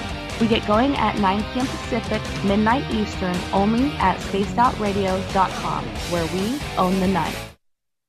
Visit purpleplates.com today. For over 40 years, the Purple Energy Plates have been delivering amazing results for their many customers. Inspired by the great genius Nikola Tesla, the harmony, healing, and energetic effects of the plates have proven over and over to be beneficial and often miraculous to thousands of customers. Check their site for daily specials and choose from their many energy products. You won't be sorry. Visit them today at purpleplates.com. Are you intrigued by Paranormal Talk Radio? You'll love the new Paranormal Radio app from TalkStream Live.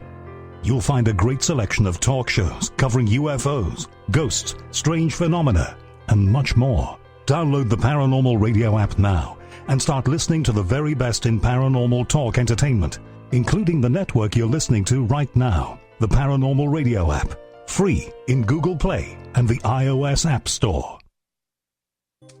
We're bringing scientific thought to the paranormal. Hi there, this is Spaced Out Radio scientist Chris Cogswell. Join me, Chris Zuger, and Dave Scott the second Wednesday of every month, where we break down the who from the woo when it comes to everything paranormal. We'll investigate and try to bring sensible answers to those straight and sometimes outlandish questions people have. Hey, not everything has an answer, but we'll do our best. Listen in to Reality Paranormal only on Spaced Out Radio. A timepiece is a reflection of who you are, and what better way to show off the real you than with an Escape watch. Escape is a lifestyle brand accessorizing your days and nights. Choose to escape and create the life of discovery that you deserve. Dream, play, unite with your own personalized Escape watch. Head to escapewatches.com. There is no time like the present to enjoy your escape. Use promo code SMF2017 for your 20% discount today. Looking for a place to advertise at a very reasonable cost? Look no further than Spaced Out Radio. SpacedOutRadio.com has an advertising tab that you can click to check out our daily, weekly, and monthly packages to play on the radio, or our website including social media. From commercial spots to banners, we have it all. Check out our competitive pricing today. Heading to Vancouver and looking for a night on the town? The Moose Vancouver is the bar that never stops rocking until 2 a.m. every night. The Moose has great food with everything on the menu from $6.95 to $8.95. Fantastic, vibrant staff and rock and roll that will bring you back to when the music was real, the hair was long, and the guitars were rocking. Get your party on at the Moose Vancouver, the official party bar of Spaced Out Radio. So, you love talk radio? Then you'll love TalkStreamLive.com. TalkStream Live is always on, 24/7, with the best streaming talk shows. Find your favorite talkers and discover some new ones. It's free, readily available online or on mobile with any smartphone or tablet. Finding your favorite talk shows all in one place has gotten a whole lot easier. Just go to TalkStreamLive.com. Be sure to download the free apps from Google Play or the iTunes App Store. Hi there, this is Geraldine Orozco from San Francisco's Bay Area Meditation. I invite you to join me the first Tuesday of every month with Dave Scott for Spaced Out Radio's The Spiritual You. In this fast-paced world we live in, it's time for you to take some time for you. We'll cover every possible subject from powerful meditation to healing techniques to your own intuition and spirituality. So come join us for The Spiritual You. You know, it's hard being the bad man of ufology, but that's just the way that I like it. This is Chris George Zuger, and I'll be hanging out with Dave Scott and SOR scientist Chris Cogswell for Reality Paranormal, the second Wednesday of every month. And our job is to break it down and come to conclusions as to what is really going on in the supernatural world. I'd love for you to join us right here on Spaced Out Radio. You hear footsteps in the empty room above you. A rocking chair begins rocking by itself. Don't be afraid of the things that go bump in the night. Reach for Spirit Storybox, the iPhone app the Huffington Post UK called the only ghost hunting app you will ever need. Spirit Storybox. The spirits are telling their stories. Are you listening?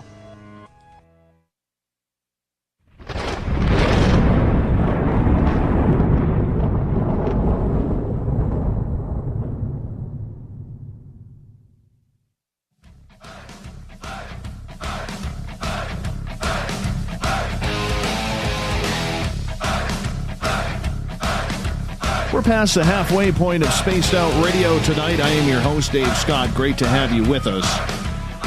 Sitting here in the captain's chair up in cold, snowy British Columbia. But we got a man in colder temperatures. He's UFO ice cold.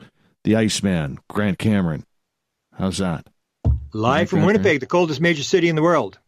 Exactly. By the way, you had some great photographs of the river that's frozen over. How long is that skating rink along the river? I think it was 7 kilometers. It's the longest in the world. So 5 miles. It's pretty intense. I jog it the odd time from half of it, and now they're building the restaurant on the river, and it's sold out last year. So they got this thing where you can eat in there, but you had to reserve last year to get a seat. And it's just bizarre. That's what you do in Winnipeg. You go on the river and you skate, and there's like thousands of people on the river, and it's our claim to fame. Well, there you go. Besides your Jets leading the Pacific Division. Yeah, the Jets are our other claim to fame, yeah. Yeah. Yeah, long gone are the days of Dieter Brock leading the Winnipeg Blue Bombers in the Canadian Football League. You got to drop that one. Well, I'm a big BC Lion fan, so I'm more in your category here. That's why I like you. Hey, Grant, we're going to go off topic here for a moment. And I know, talking to you previous to the show, that you did not see the recent internal memo that became public from Phil Leach, the associate director of MUFON Media, and about just ripping a new one about the internal goings-on in MUFON with Jan Harzan, Chase Klotsky, and other people involved. Roger Marsh, their media guy, who seems to be, acting like a professional athlete holding out for more money, and then he won't do his job. At least that's alleged. I'm curious, when you look at the way MUFON is having a lot of internal problems right now, what's your opinion as an independent researcher of this? The largest group in the world that researches MUFON can't seem to get their board of directors together. Well, I think it's like any organization. I belonged to MUFON maybe 2 years out of my whole career. But I believe, like, people it's almost like the Messiah thing, where you get involved with a group and you think that group's going to solve the situation, or, you vote for this guy and he's the Messiah, he's going to, bring us to the promised land. And it really doesn't work that way. Like, even if you get this sort of dispute now with say, Jan Harzan and Chase dealing with To the Stars, and this is terrible. And I say, fantastic. I mean, absolutely fantastic. It's like I mentioned before. Like if you're doing a story, say you're doing a story for the Washington Post, and they tell you, okay, you got to go do a story on Donald Trump and Russia, and you got to go in there, and so you go and say, well, I'd like to get an interview with Donald Trump, and they basically tell you to get lost. And then what are you going to do? Go back to your editor and say, well, I didn't get an interview with Donald Trump. I'm going to drop the story. They fire you on the spot. So you go and you have to go to the guy that delivers the McDonald's, or the chef, or the person who runs the switchboard, or anything like that. You go to as many as you can. So when I hear Jan Hartson's talking to the Stars or Chase, and I talked to both of them. As soon as I heard that they were talking to the Stars, I contacted Chase. I said, "Oh, you're talking to Elizondo? Is that true?" He said, "Yeah." I said, "Good for you. What did he tell you?" And so that's the way I work it. It's like, I don't care if they're breaking MUFON laws or what they do in their spare time. I couldn't care less. If someone's talking to the Stars, I'm talking to them. And that's the way it works. So they have all these internal things, and in these big organizations, you will get this situation where everybody wants to be the boss. Everybody's complaining. You just take a look at the U.S. government, or my situation where I was a building manager at the university. I had a bunch of buildings, and it was always fighting. It's like, the bosses are terrible, and you guys are, one day I was a worker, and the next day I was a manager, and I went from a good guy to the evil guy. And so there's always going to be this infighting, and groups aren't the things that are going to break the story, the UFO story. Everybody has to do their own research, and it's the individual. I can't even think of what's the big story that MUFON ever broke? They never broke a big story on anything. And that's where I'm impressed with these, what I call the young gun guys, these young guys who suddenly popped out of nowhere, who are digging and scratching and revealing different stuff. It comes from individual researchers who break stories. I don't think MUFON will ever break a story, because they're basically just trying to housekeep. They're trying to stop all the fights and who's in this. If you got 50 states, you're going to have a fight in every single state. And if you're the executive director, I mean, you got like 40 emails every day, and it's like these two guys are in Michigan are fighting, and this guy's a racist, and this guy's got to deal with all this crap. And I was a manager. I know what it's like. It's like, oh man, get me out of here. Like it's not the way it almost like a committee. Like a committee is never going to solve it. That's where you got to go to these individual people who are breaking the stories. All the major stories, I think, in ufology have been broken by individuals. So who can people trust? I mean, you Google it, it goes to MUFON, number one, if you have a sighting. And if one of those points is true, where Phil Leach said that MUFON is spending money on getting background checks, both criminal and medical background checks, on people during their research and reports, that's a little bit interesting, shall we say, if not illegal, especially the medical reports. Okay, but that's going to happen in every organization where you have all these fights about but are we doing this right, or rules? Like even in organizations where you get rules where, okay, now we got to have committee meetings, and we have these like I work at some of the, even you see it in I work at a food bank, and I work at a homeless shelter and stuff, and I go there, and the food bank I actually quit because it was like every week they have a very low rate of pay, and everybody's like a boss there. And every week they change the rules, and they're all, it's like, okay, now we got a new rule. How are we going to do this? And I said, enough of this. It's like, and that's what happens in organizations, is that they fall apart because they spend 99% of their money on the organization, keeping the organization, trying to recruit new people. And they're really not doing anything. They're just running this big sort of operation, which really doesn't get anywhere. If you're a researcher, you have to not be a cheerleader. You can't get into anybody's camp and say, okay, MUFON's going to solve it, or NICAP, or some other group's going to solve the problem. You have to solve the problem yourself. You came here for a reason. You're in this field, and you got to figure it out for yourself. As I said, I've only belonged to MUFON for 2 years out of my entire career, and I don't need a group to get the stuff I'm getting. And I think I've found, as I said, I've got these two major stories, which is I think the one story will be the biggest story in ufology maybe ever. Just an incredible story. And I didn't need a MUFON. I didn't need a group or whatever.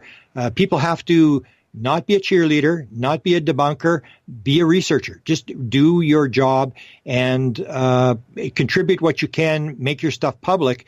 That's what's happening is people don't make their stuff public. They have their little group and they start making rules and they start making groups, and we fight about what the name of the group is going to be called and who's going to be the executive director. And we go down that road and everybody stops researching instead of everybody just figure stuff out, put it on the table. And that's almost like if you go to Facebook, you learn more from Facebook by watching the ATIP thing where someone posts and then all these other people post. You pick up a lot of tidbits from there. And again, I defy someone to show me something that MUFON actually broke, where some major story they put out. They're basically, it's just an organization that has 4,000 members or whatever, and they have to keep paying the bills, and they have to, babysit all these people who are fighting with each other. It's not the way to go. Let me ask you one more question in regards to MUFON and the way they handle things. They have, for what a lot of people don't know, is this private SAT team, which or STAR team, whatever they seem to call it, which is a team that is like a first response team for people who don't know, that if there is a UFO sighting out there, they have people that they can put boots on the ground, they'll get them there ASAP. Now, MUFON prides itself on being a public entity with everything public about their reports, yet this private SAT team, which, there is some question as to who is actually funding it, they are allowed to keep their reports very, very quiet. Does that astonish you a little bit, or do you think that goes against the entire public grain of what they are supposed to be doing?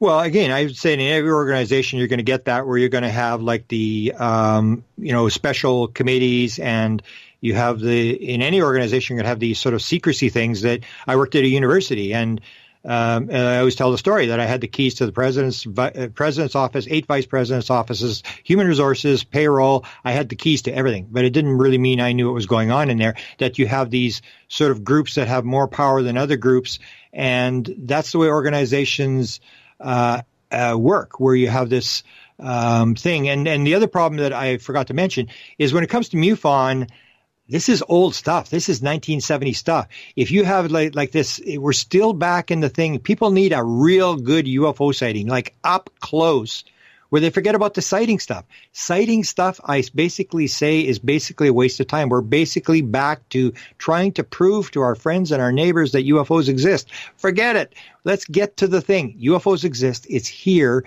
Forget about the sightings. We don't need to get on a sighting the next day and analyze whether it's a real sighting or whether it was a balloon or this. We're recycling. We've done this for 70 years. It hasn't worked. We're wasting our time. Let's move on to disclosure, figuring out what to the stars, if they have these videos, if the government is doing this. That's the kind of stuff, or dealing with experiencers, because experiencers, I believe, have the answers. A lot of them have this interaction. They have this stuff.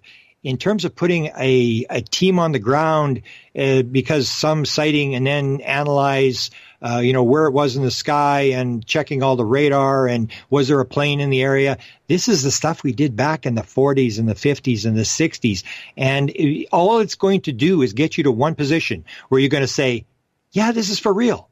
Yeah, this is for real. We've proved it's for real. Too bad. I knew that in 1975. This is a dead end. Almost like I say the same thing with the metals. Everybody's scrambling now with these metals. Oh, we got to get these metals. And it's like this sort of illusion that somehow this metal, we're going to get this metal and suddenly we're going to be able to build a flying saucer. All the metal is different. Every single piece is different. These little hunks of pieces of metal that are going to be legitimate. The best you're ever going to do is you're going to get like one of Jacques Vallée's, where you got 5 isotopes. 2 of the isotopes are missing. 3 of the isotopes are out by 100 or 30% or whatever. And you're saying, wow, we didn't build this. It's a dead end. Yes. Okay. This probably came from an extraterrestrial craft or whatever it is. It doesn't get you anywhere. We know it's for real. You got to get past that and say, who's coming here? Why are they here? Who are they talking to? And does the government know? All this other stuff about trying to over and over and over again prove to the world that UFOs exist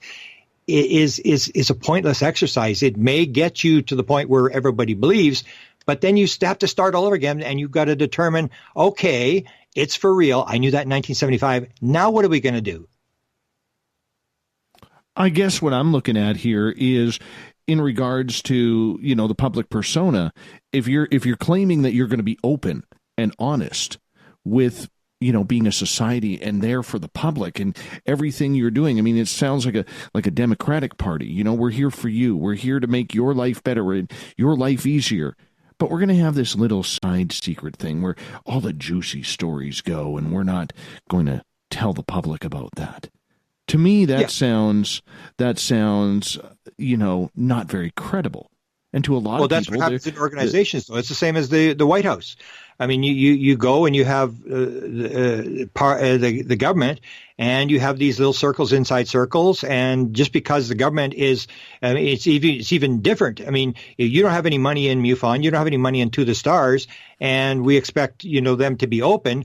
You can go to the U.S. government where you may be a taxpayer, you may have voted, and they're your representative. They're not going to talk to you. They're going to do things the way they want to do it because it's an organization. Organizations are corrupt. They start off with a good intention. They have good plans and stuff, and then they end up being an organization that has 500 rules, special clubs, all this kind of stuff, people running away with money, corrupt stuff. Organizations are not the way to go because people don't really work well together. And I just don't think that's the way to go in terms of assuming that MUFON or the U.S. government or somebody is going to change our diaper for us. It's up to us. These organizations are going to have their problems. And as far as I can see, they're really, except for increasing public knowledge about the fact that there's some sort of UFO thing, they're really not really making any discoveries. They're still doing the sighting stuff. Oh, we had 500 sightings this month. We had 490. It's all this statistics. How many red ones was there? How many green ones were there? How fast were they going and stuff? This ain't getting us anywhere. Okay, so with about 5 minutes left before we got to go to break here at the top of the hour to round out hour number 2, in Grant Cameron's world, and I've never asked you this, what should be the direction right now for ufology? Wow, good question. I really don't look at what other people do. In terms of asking other people, my impression is you came into the world to do something. If you're part of the UFO situation where you had an abduction, you were chosen, you saw a UFO, I believe. If you saw a UFO, you're part of the game. You got to figure out, what did I come here to do? What's my role? What's am I supposed to do? So I would see your role as doing the media thing. My role is the research thing. You got to figure out what you're supposed to do. And it doesn't mean that you solve the whole thing or anything like that. It's just you have your little piece, like you're like a cell in the human body, and you have your job to do, and you just do your job. So I think everybody should just quit, even criticizing other people or watching other people or trying to look for an organization to solve it. It's like, what are you supposed to be doing? What's your job, and how can you contribute to this thing? And it may be a small little thing. It's like I always say this thing: if you realize what's actually going on here, the spiritual implications, the implications of consciousness, the implications of the fact that this is the biggest story of all times, this is the Super Bowl of all stories, and people in the UFO community have to realize that they are in this Super Bowl of all stories. They are in the stadium. They are playing a game that most people don't even know how important this is. You're in the stadium. You're playing in the Super Bowl. You should be happy you're in the Super Bowl. I got to play. Now, what's my role? And I'm going to play the game as well as I can. And I think I've done a lot in terms of what I've done. And I think everybody else can do the same sort of thing where they can, put the effort in and figure out what the problem is that they need to solve. Why are they in it? And if everybody does that kind of stuff and puts it on the table, which nobody's doing, and that's organizations, that's individuals, where you start hiding the stuff, you start having special things where you make deals and you make special clubs and special accesses and stuff like that. If everybody just does the best they can with what they've got and puts it on the table, it's over. I mean, definitely, if everybody puts what they've got on the table, it's over because everybody's got all the answers. It's just everybody's withholding the material. So in Grant Fawn, because that's what we're going to call your group, Grant Fawn. Good. Are you open? Do you have secret groups going to chase aliens running through cornfields or running through the forest or stuck in someone's closet? Do you tell the public about that? I did, and this is what gets into this thing. You and I have a friend, Michael Hall, and Michael Hall runs the Disclosure Trust. And what I've put into the Disclosure Trust. And I have sort of decided that I'm going to put everything I've got in the disclosure. And I made some mistakes. I got compromised a number of times in my career where someone came to me and said, okay, I want to tell you this, and you got to keep it secret. So I've been compromised a number of times. And so I sort of, I think I told you this before the show, that I've sort of decided, well, what I'm going to do is I'm going to put everything into the Disclosure Trust, and it will be released when I die. And this is a lot of stories of stuff that people told me over the years that will just like blow people away. And so when it comes time to die, everybody's going to be wondering, I wish I could live another day. I'm going to be thinking my last day on earth. I'm going to be thinking like, wow, I wonder what's going to happen tomorrow.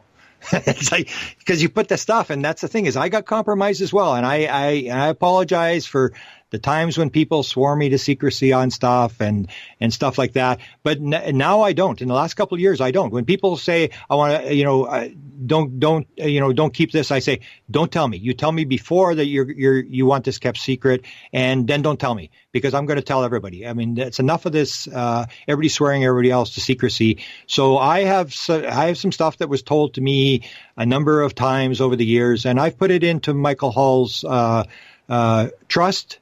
And when I die, everybody's going to see a lot of bizarre stuff. Incredible. There's so much I want to ask you about that. We got about a minute here before we have to go to break. Do you have, in what your opinion would be, the smoking gun? I'm going to release it. Yeah, in a couple of months, I'm going to release it. This is, and I'm not 100% sure that it's real. I'm like 99%. So I'm going to take the names out, but in the in the trust, the actual material will be there. And Michael has seen it.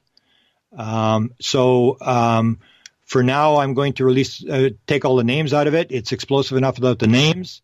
And it is by far and away the most incredible thing I have ever seen. Incredible. It's just, I couldn't believe it. When I got it, I saw a couple of pages. Someone wanted me to read this at a hotel, and I said, I got to go. I'm heading for Tucson. I haven't got time. And I read the first page, and I went, where'd you get this? And then and it was, this guy was scared, and and then I said, well, why don't you just release it? And he said, he didn't want to do it. And so then I made this deal, and it's going to come out, and even without the names, it's going to be very explosive. I think it's, Grant, you hold on to that. It's the best thing I've ever seen. You hold on to that. We are going to go to our break here. Grant's piquing our curiosity coming out of the break. We'll be back.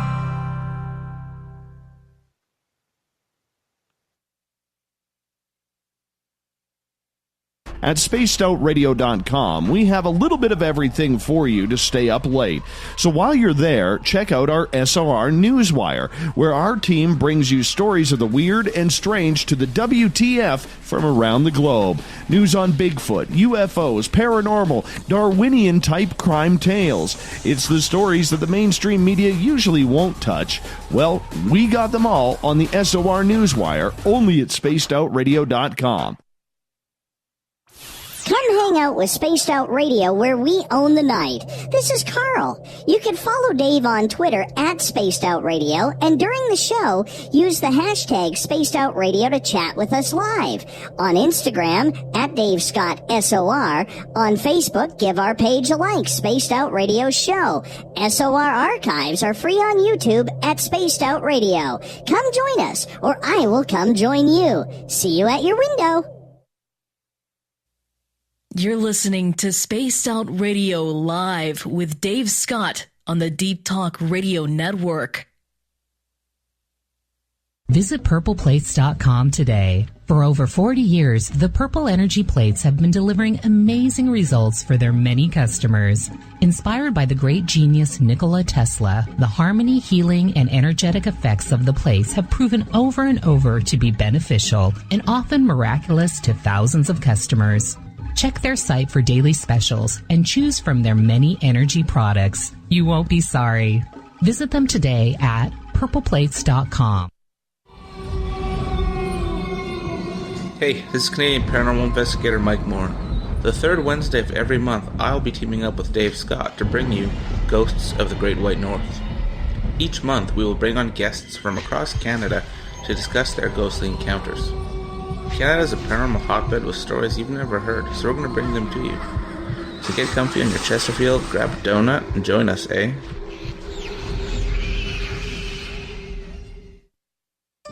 Find your escape where time has no limits.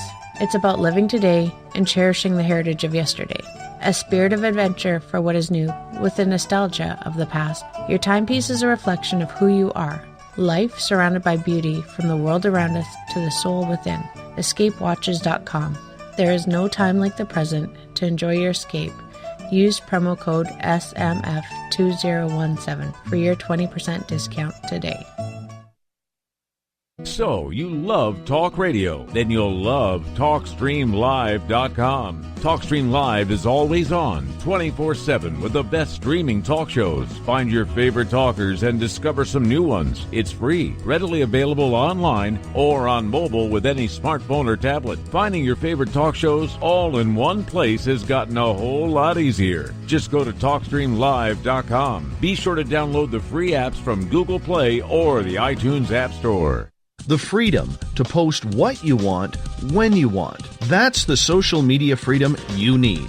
Social Media Freedom is the free app in your app store. No need to worry about going to jail or being shadow banned any longer. It's the freedom to say what you feel. The freedom to know Big Brother isn't watching. It's the way social media is supposed to be. Social Media Freedom. It's time to set yourself free. Download from your app store today. Looking for a place to advertise at a very reasonable cost? Look no further than Spaced Out Radio. SpacedOutRadio.com has an advertising tab that you can click to check out our daily, weekly, and monthly packages to play on the radio, or our website including social media. From commercial spots to banners, we have it all. Check out our competitive pricing today.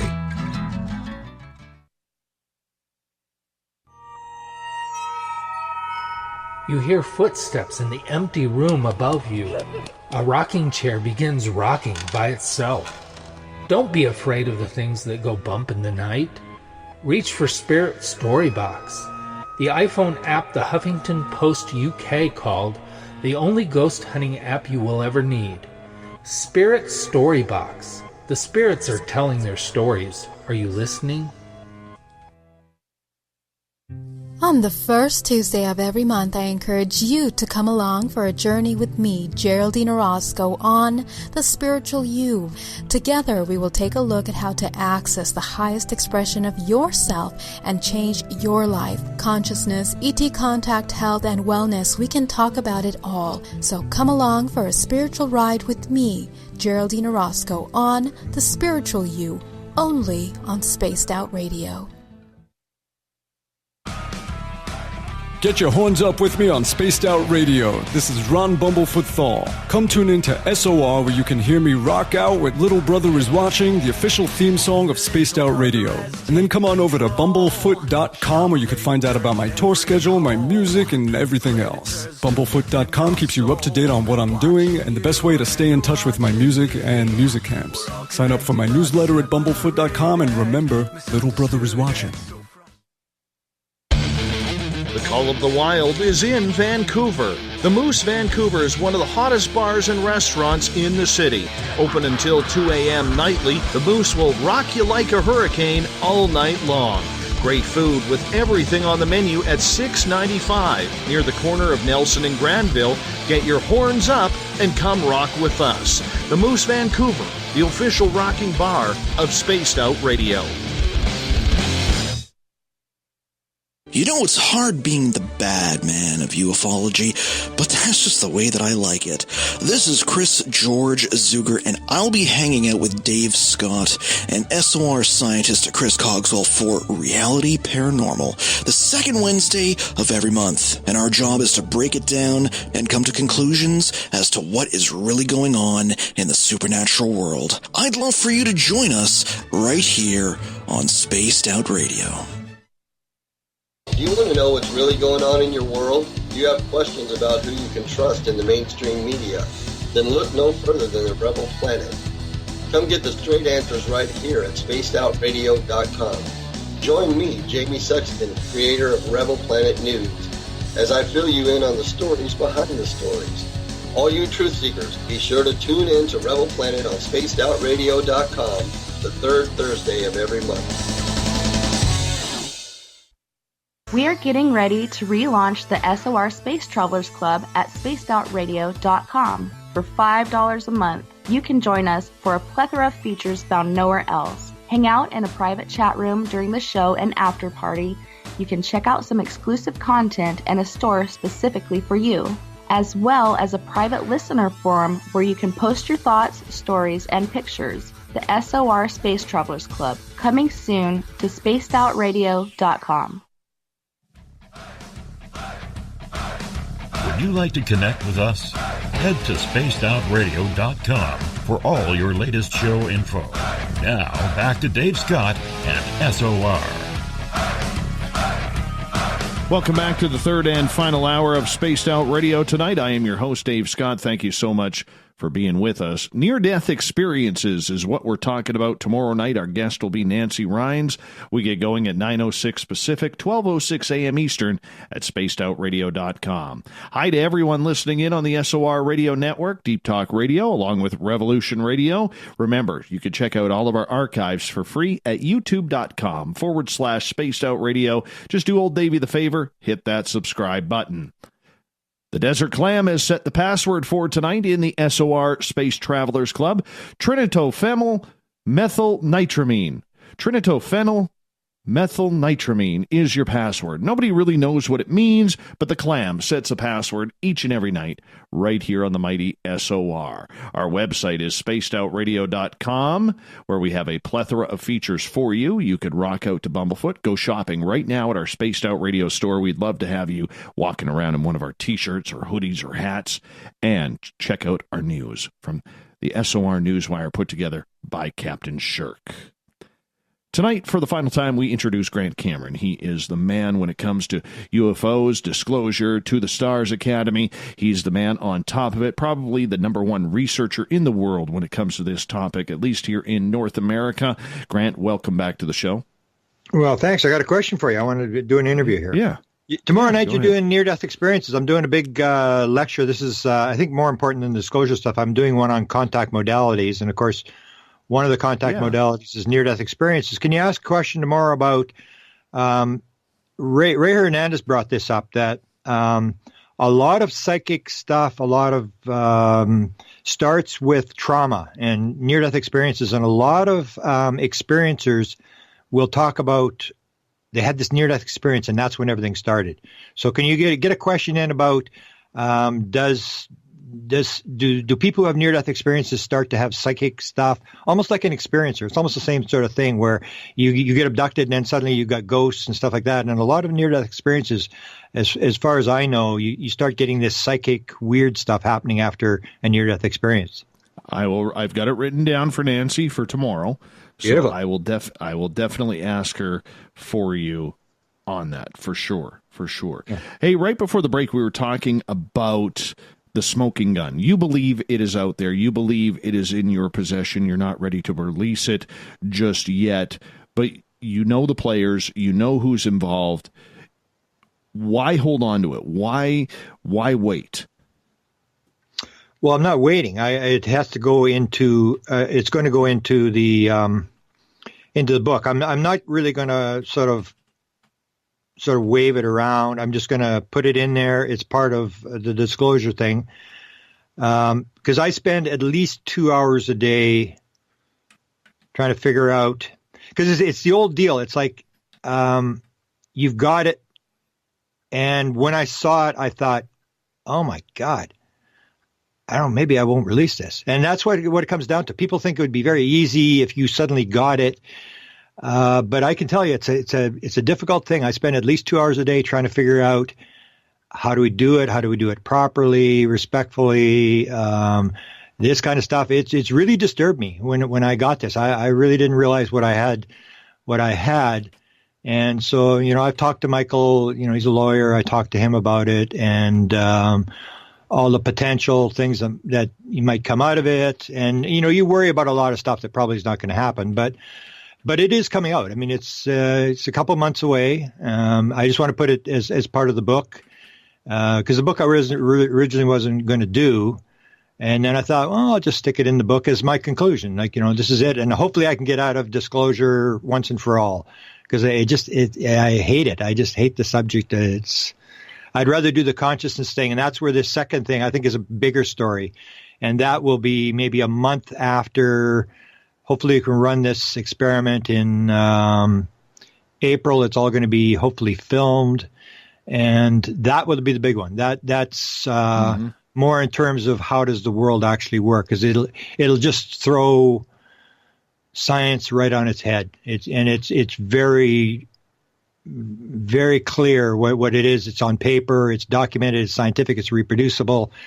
And so that's what I'm really interested in is the second one, the consciousness thing that has to do with contact modalities, where I came across something accidentally, and then I thought, I guess nobody believed it. And then I thought, well, let's see if we can do this again. So that's where it's at. And so that's why I put the thing about the disclosure thing. So for me, and it's not just that. I mean, now we were talking about before, where you have Diane Pasulka coming out, and she's, dedicated her book to this Tyler, and he's a major figure. And it sounds like this is about to go public, who he is. There's just so much material of this thing with the Pandolfi thing, with the lawsuit, and they were going to take Pandolfi to court. And I was involved in this thing, and this is going on. I'm in the middle of this thing, and I was involved with the phone calls and people talking to me about Firmage's experiment. Does he have this portal? And then you get Ron Pandolfi's daughters asking a question to get Firmage on this go-to meeting, and then Kashmir wants to ask a question, and then she comes on. This girl's like 7 years old, and she said, "How many portals do you have in your house?" This is the daughter of the head scientist for the CIA or whatever he is. He's very high level, runs the weird desk, whatever. And for her to come out and say this at 7 years old, and she's talked about portals before when she was 6, and you go, she didn't make this up. She's getting it from somewhere. And when you see that kind of stuff, I'm thinking like, wow, it's just more stories than I could ever believe in 1975, that I would be in the middle of this, where almost every day there's some sort of major sort of revelation that you wouldn't see in 5 years in 1975. It's happening almost like a quickening. It's just one story after another, after another, after another. And, the Nimitz, and then you have this conference that's taking place in Laughlin. And apparently, they've got some of the witnesses from the 2015 event on the East Coast, and they're going to reveal this. And it's just like every time you turn around, there's another revelation of another major story. That's why I think this disclosure, it's not full disclosure, but it's, in terms of disclosure being to reveal, there's a lot of stuff being revealed, and I'm on the sort of leading edge of all this stuff. And as I said, I really don't have time. I just walk around all day and I just think about it. I'm supposed to be writing this book, and I just don't have time to write. I just trying to absorb the amount of material that's happening at the same time. I want to get to some questions from our audience here, because this is the first time we've had an opportunity to do so tonight. Gail is asking, Grant, do you believe abductions are a result of being chosen by ET as opposed to, oh, look, there's a human, let's take him? Okay, I have a clear thing.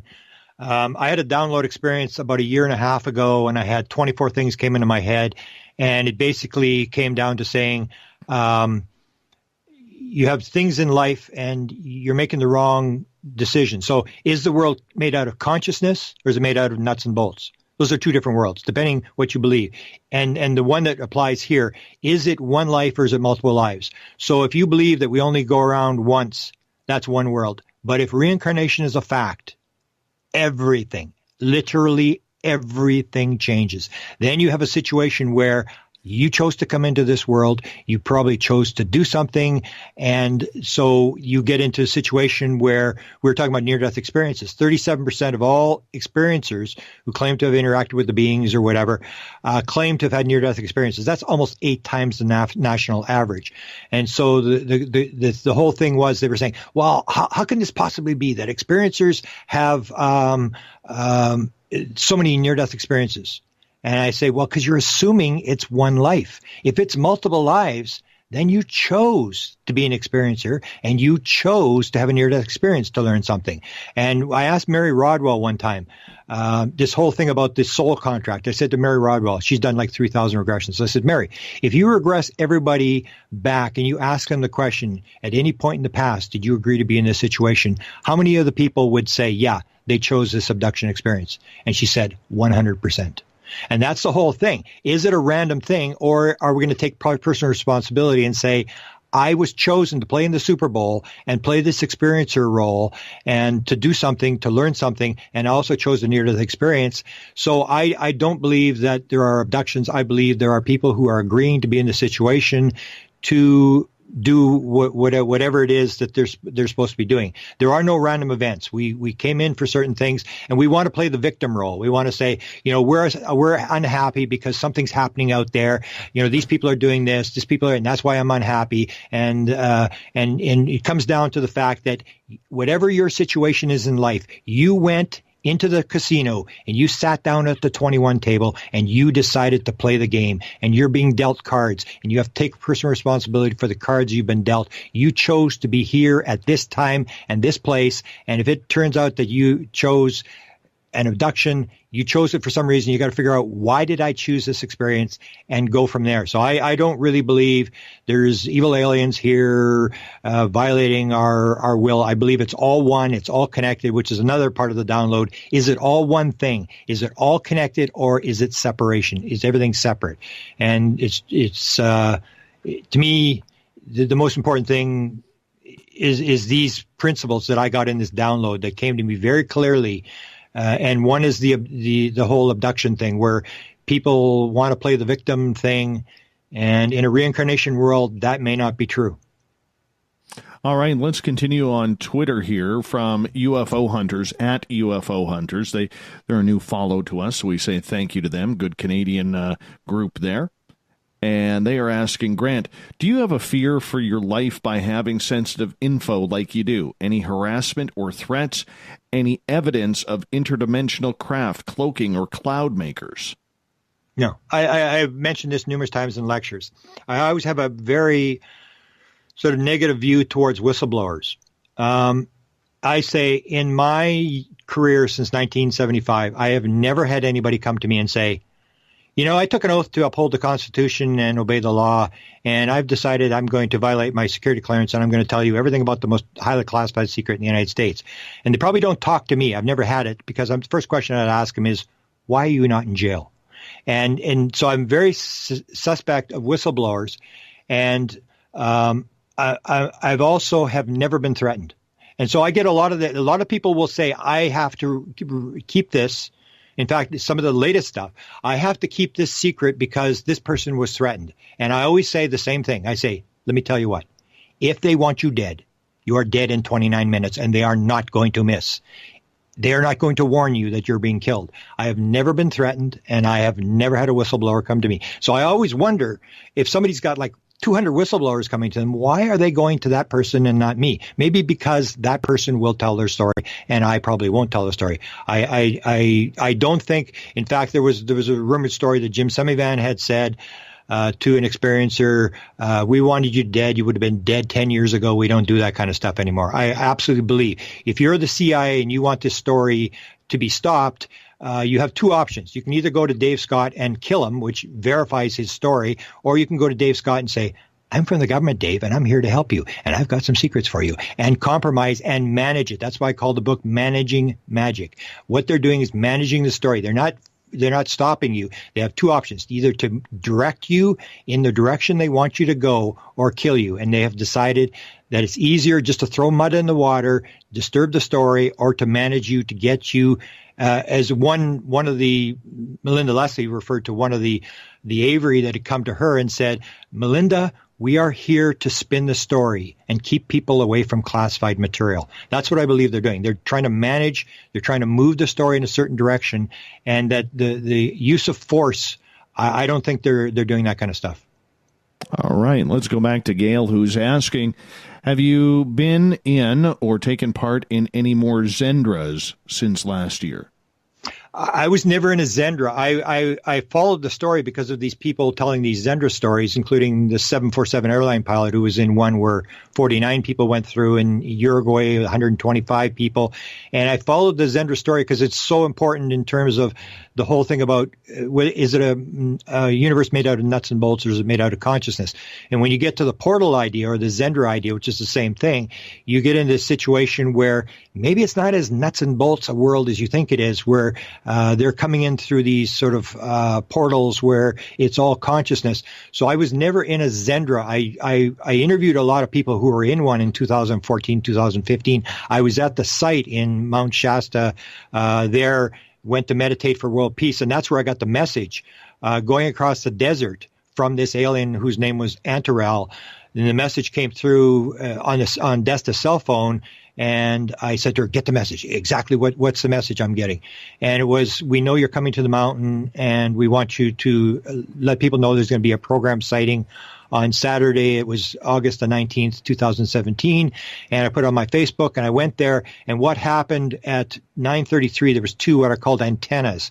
People, the way it works is they have these antenna people who get these messages through automatic writing, and they always have to be more than one person getting the message.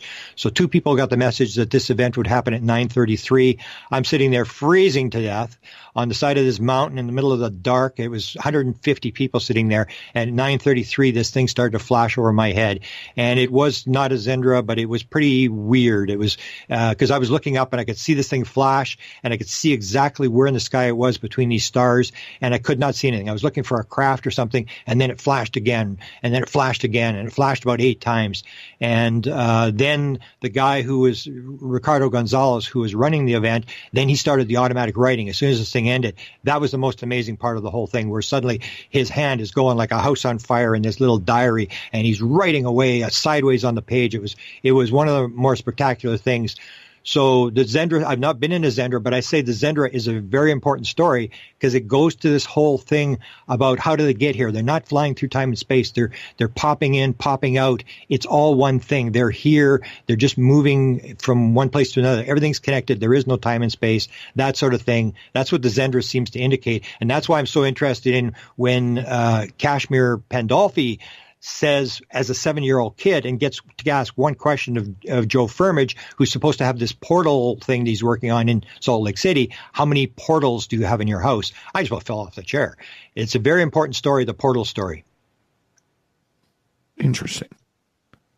I still want to try one of them. I'm not going to lie.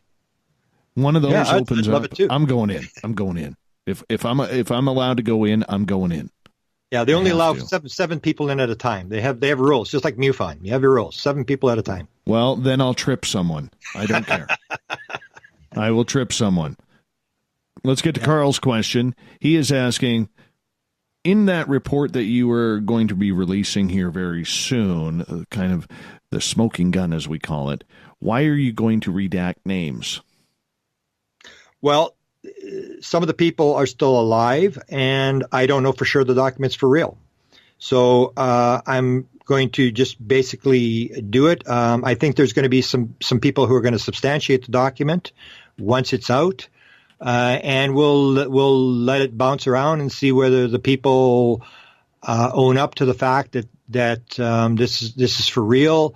We'll see where it goes. It may not be the full deal with the names, but it's going to be pretty dramatic. It's not going to be a small thing. It's going to make I think it's going to make a lot of waves, and we'll see where it goes. I mean, eventually, when I die, I'm 65. It's not going to be that long.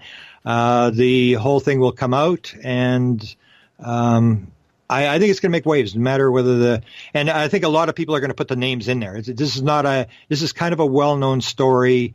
There's at least 1, 2 people who will put some of the names in. I think maybe even some of these young gun guys will have the names within 24 or 48 hours. Most of the names, not all the names, but. You remember my buddy Mark up here, my Bigfoot guy. Yeah. You were here with us. Yeah. He says, shoot him in the leg to get spot 7, Dave. I don't carry a gun. That's what I got you for, Mark. You're my blocker. I'm running in.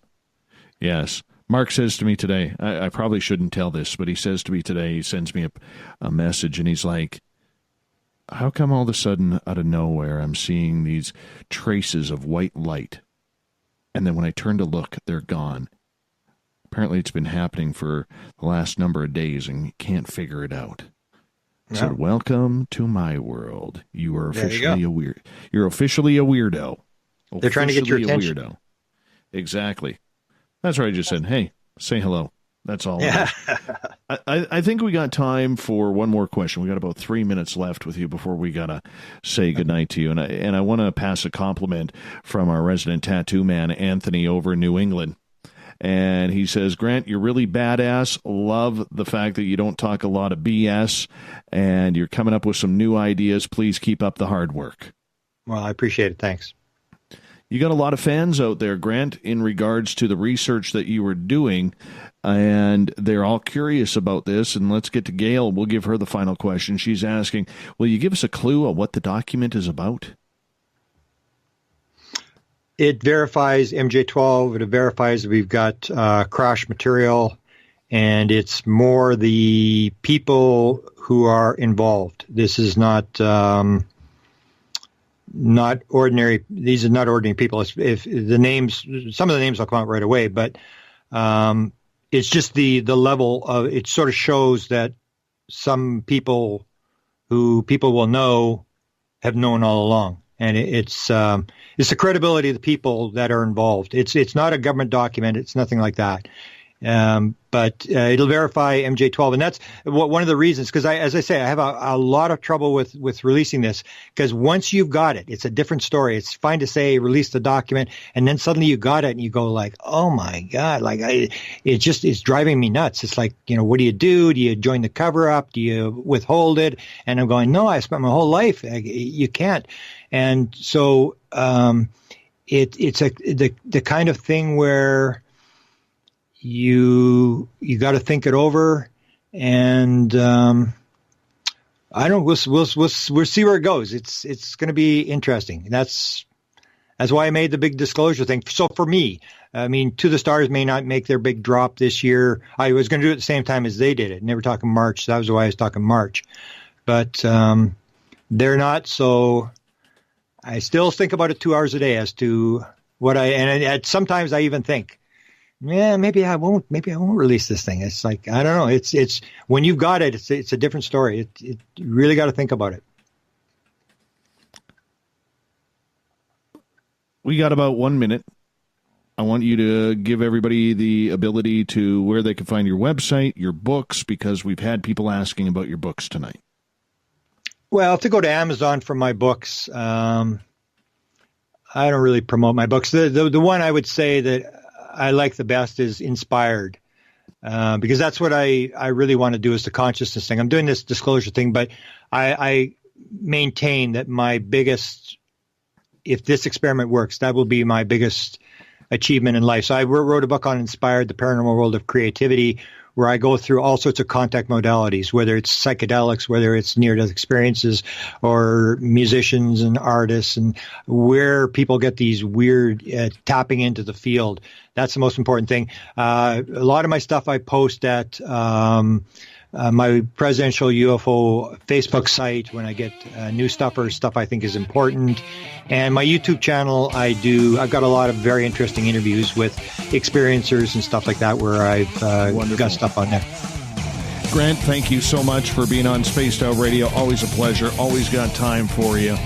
We'll talk to you soon. Coming up next on the Mighty SOR, the SOR Newswire with Olaf Phillips. We'll be back.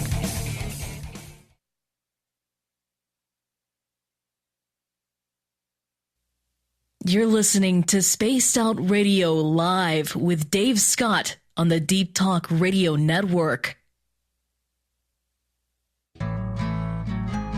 Looking for a place to advertise at a very reasonable cost? Look no further than Spaced Out Radio. SpacedOutRadio.com has an advertising tab that you can click to check out our daily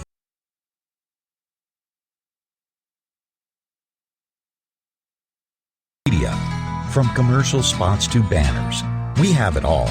Check out our competitive pricing today. Are you tired of being blocked, shadow banned, or placed in jail for simply posting your thoughts on social media? Social Media Freedom can take care of that for you. Social Media Freedom is the newest and one of the best free new apps that allows you the freedom to post what you want when you want. It takes seconds to download from your app store. Come join the tribe at Social Media Freedom. It's time to set yourself free. So, you love talk radio? Then you'll love TalkStreamLive.com. TalkStream Live is always on, 24/7, with the best streaming talk shows. Find your favorite talkers and discover some new ones. It's free, readily available online or on mobile with any smartphone or tablet. Finding your favorite talk shows all in one place has gotten a whole lot easier. Just go to TalkStreamLive.com. Be sure to download the free apps from Google Play or the iTunes App Store. Heading to Vancouver and looking for a night on the town? The Moose Vancouver is the bar that never stops rocking until 2 a.m. every night. The Moose has great food with everything on the menu from $6.95 to $8.95. Fantastic, vibrant staff and rock and roll that will bring you back to when the music was real, the hair was long, and the guitars were rocking. Get your party on at the Moose Vancouver, the official party bar of Spaced Out Radio. Hello, this is your guitar man, Ron Bumblefoot Thal, and I have to tell you, I love the response I get for Little Brother is Watching from Spaced Out Radio fans. It's amazing how music can inspire and make people think deeper about what's going on in the supernatural world. You can head over to my website, bumblefoot.com, to check out my music, my guitar workshops, my touring, even check out some of the hot sauces that I'm working on.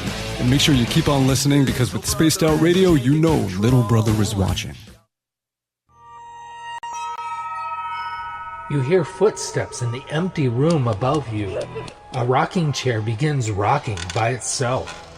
Don't be afraid of the things that go bump in the night. Reach for Spirit Storybox, the iPhone app the Huffington Post UK called the only ghost hunting app you will ever need. Spirit Storybox. The spirits are telling their stories. Are you listening? A timepiece is a reflection of who you are, and what better way to show off the real you than with an Escape watch? Escape is a lifestyle brand accessorizing your days and nights. Choose to escape and create the life of discovery that you deserve. Dream, play, unite with your own personalized Escape watch.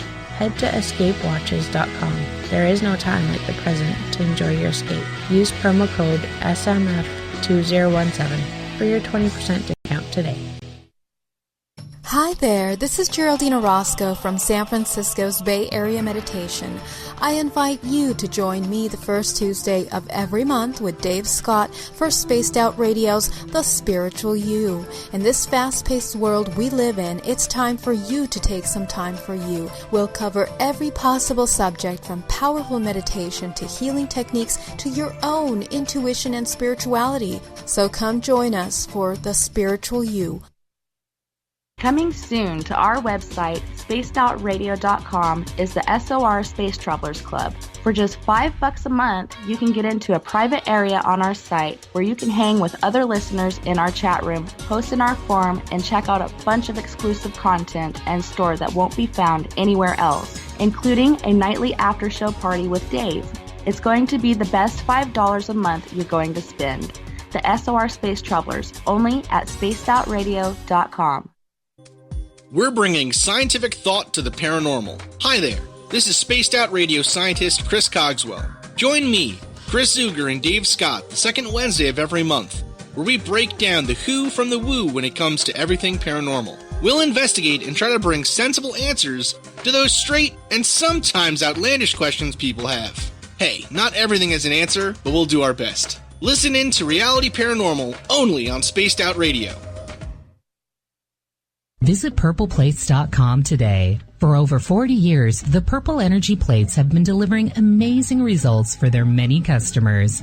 Inspired by the great genius Nikola Tesla, the harmony, healing, and energetic effects of the plates have proven over and over to be beneficial and often miraculous to thousands of customers. Check their site for daily specials and choose from their many energy products. You won't be sorry. Visit them today at purpleplates.com. Are you intrigued by Paranormal Talk Radio? You'll love the new Paranormal Radio app from TalkStream Live.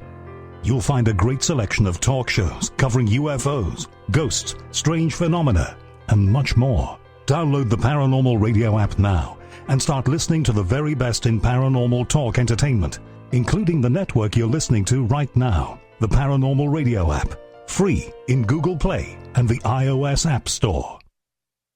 You know, it's hard being the bad man of ufology, but that's just the way that I like it.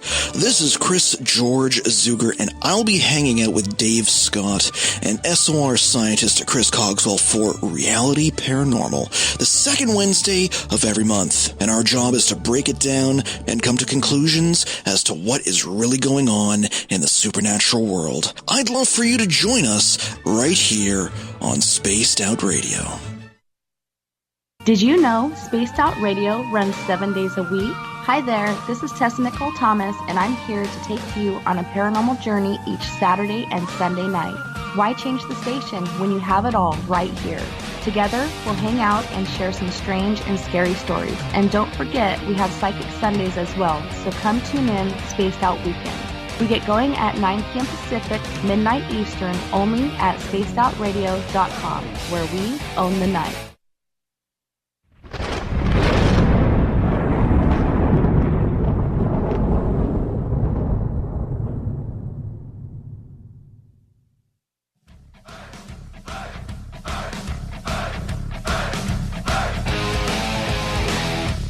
We've rounded third. We're heading for home tonight on Spaced Out Radio. And with that, we turn to the SOR Newswire and bringing it to you from Paranoia Magazine, Mr. Olaf Phillips.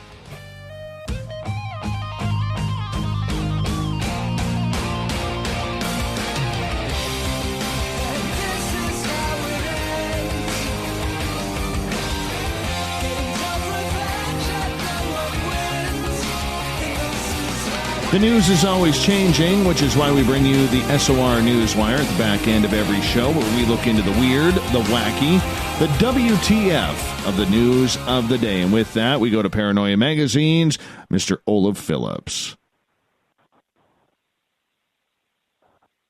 This is where you say greetings and salutations. Oh, really? Can you? I'm on the air? This is a radio show? Hello? You're on Greetings the air. And salutations. Hello. Get to it. Well, I flubbed that. Yeah. There used to be a radio host in Vancouver. I forget his name. Just a cranky old curmudgeon. And if you in Canada, you'd be polite. Hi, how you doing? When they take your call, thank you for taking my call. And he'd be like, get on with it. You're wasting my time. Get on with it. It was awesome.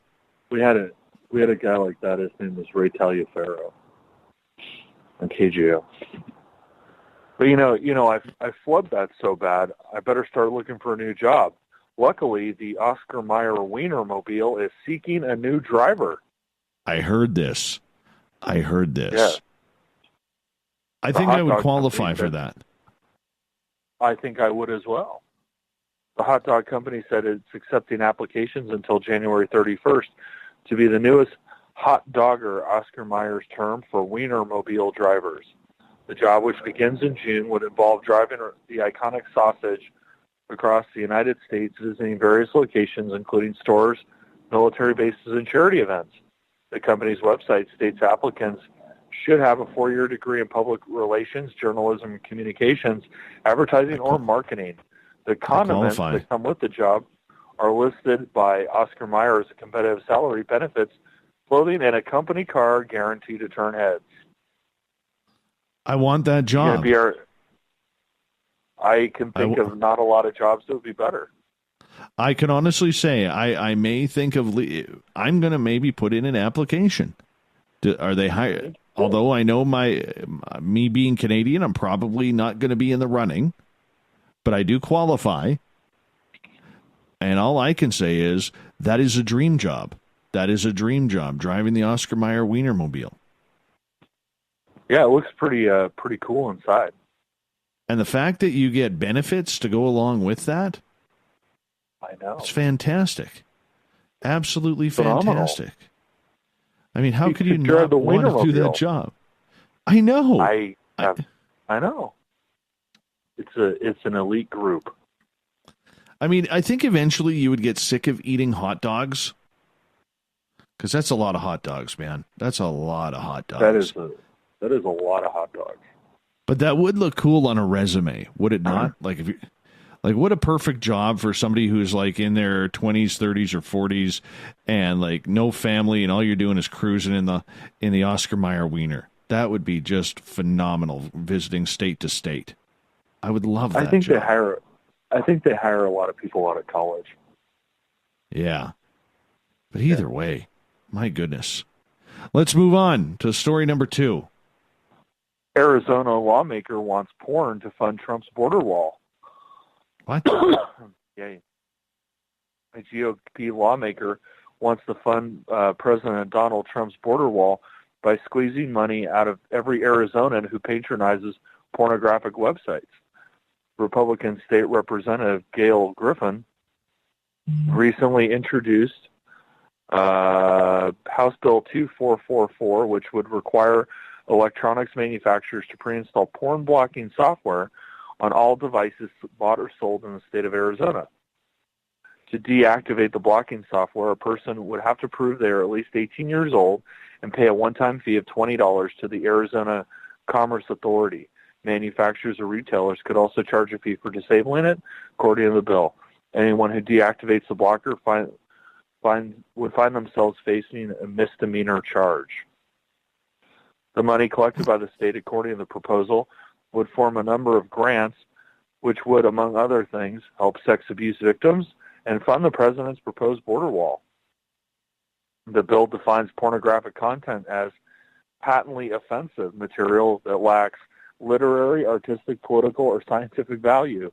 It references the banning of revenge porn websites, addresses specific anatomical areas that cannot be visible in images, less than completely or opaquely covered human genitals, pubic region, buttocks, or female breasts below a point immediately above the top of the areola, human male genitals that are discernibly turgid state, whether covered or uncovered. Mike Stable, spokesman for the Free Speech Coalition, told the Arizona Mirror the proposal amounts to attacks on media content and would violate the First Amendment. It's pretty clearly unconstitutional, said Stable, whose organization advocates for the adult entertainment industry. Wow. So there you go. Porn for the wall.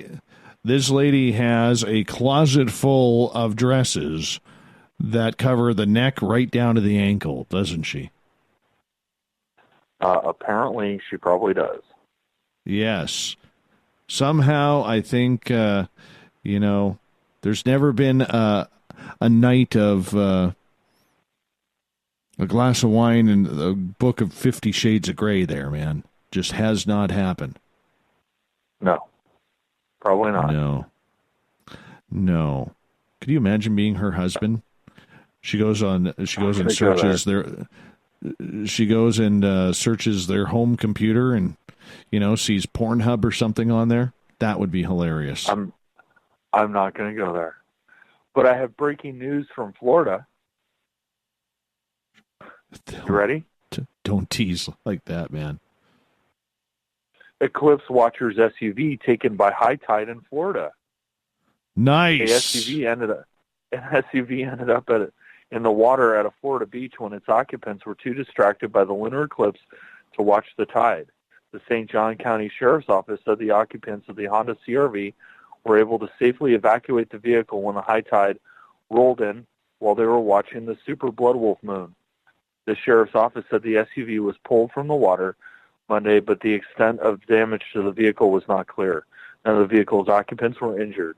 A visitor to a Houston beach ended up in a similar situation in April 2018 when their SUV ended up in the water. The driver had been trying to launch a boat in the water when the truck was pulled in with the aquatic vehicle, witnesses said. So if you go to Florida, don't park on the beach to watch the blood wolf moon. You know, you feel for them because they weren't doing really anything stupid. They just lost track of the tide. And that's freaky enough as it is, because that's an expensive insurance claim with that amount of water damage. Oh, I know. You know, but I hear you.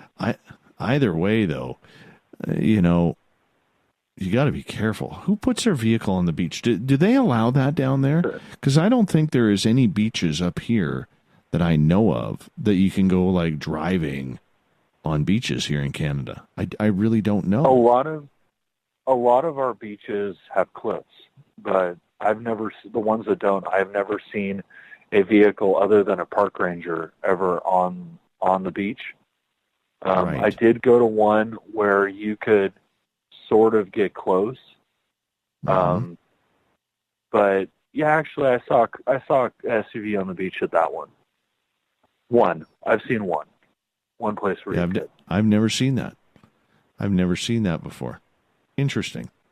Very interesting. I think we got time for, let's see here. What's our time? Got time for a couple more. Florida man wanted to prove independence to mom, so he tried to rob a gas station, police say. A Florida man wanted to prove to his mother that he could be independent. If she wants to see him now, she'll have to visit him in Sumter County Jail. 23-year-old Hassan Alexander Campbell is charged with attempted robbery, battery, fleeing, and eluding after trying to hold up a Circle K gas station January 17th. The store clerk refused to hand over any cash. Another customer fought with him for a while before he ran away. Deputies from the Marion County Sheriff's Office found him headed south on Interstate 75. They chased him into Sumter County, where deputies were there, disabled his vehicle. Can you say road spikes? They took him into custody. Deputies said that Campbell asked for an attorney. He then stated he was just trying to figure himself out, and that his motive was to try to prove to his mother that he was independent and could take care of himself, deputies said in a post on the Marion County Sheriff's Department Facebook page. Deputies said Campbell revealed he was trying to meet up with a relative and head to a strip club after the robbery. Of course.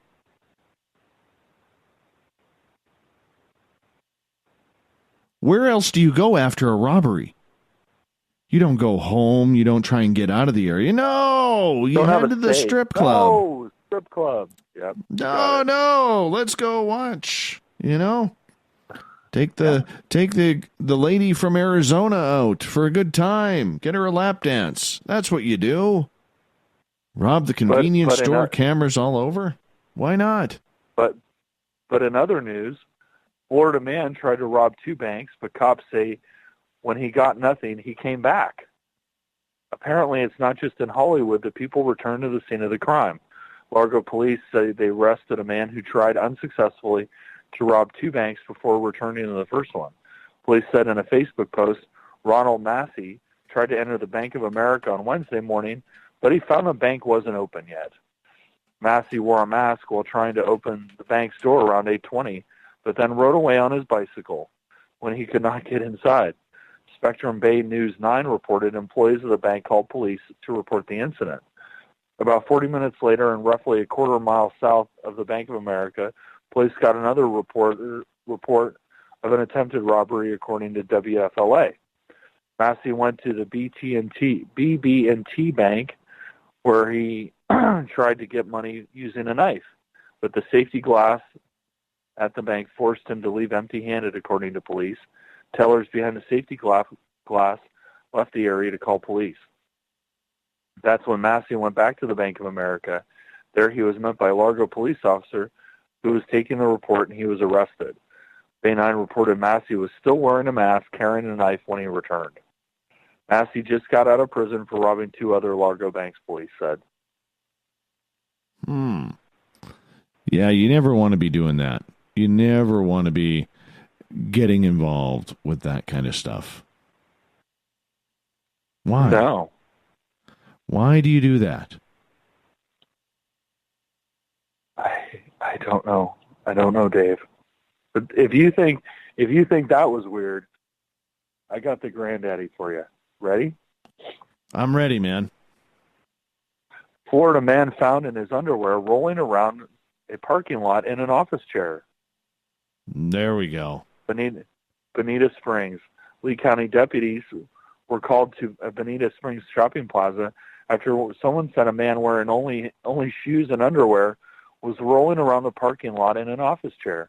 When deputies showed up at the plaza on the Chamber of Commerce Drive, the man was hitting a windshield wiper blade against an SUV. Deputies think the man was either drunk or on drugs. No, fill in the blank.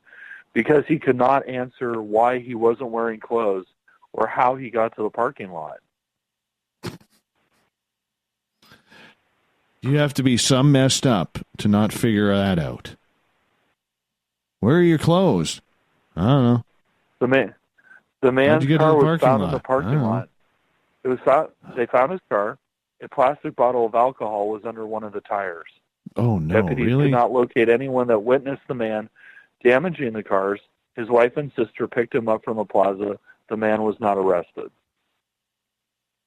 Of course. And on that note, that's a good way to enter the thought of the Dave. Oh, man.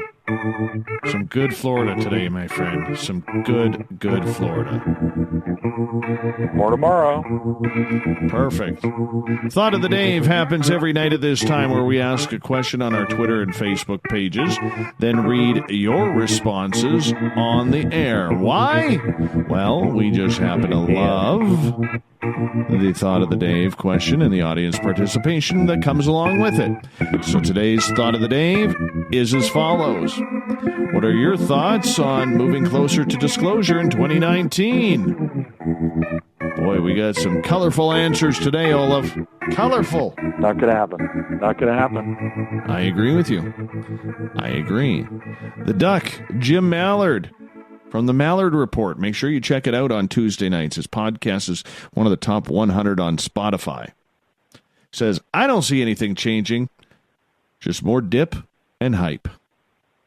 Trixie, I do see celestial revelations happening, but Dave, disclosure is on the public, I believe, and until more people get out and start looking up, I do not think it will go anywhere. So this year, when I am able to, I will at least try to do some in Colorado, New Mexico, with Tessa Nicole Thomas as well. Mike, I remember when it was claimed disclosure was coming back in the mid-1990s. Yeah. Fast forward to this year, man. It's almost the 2020s. It's almost the 2020s. Every year. Yeah, no kidding. Sylvia, I think this whole border thing is to hide something going on. Too many people will freak out if they disclose the truth.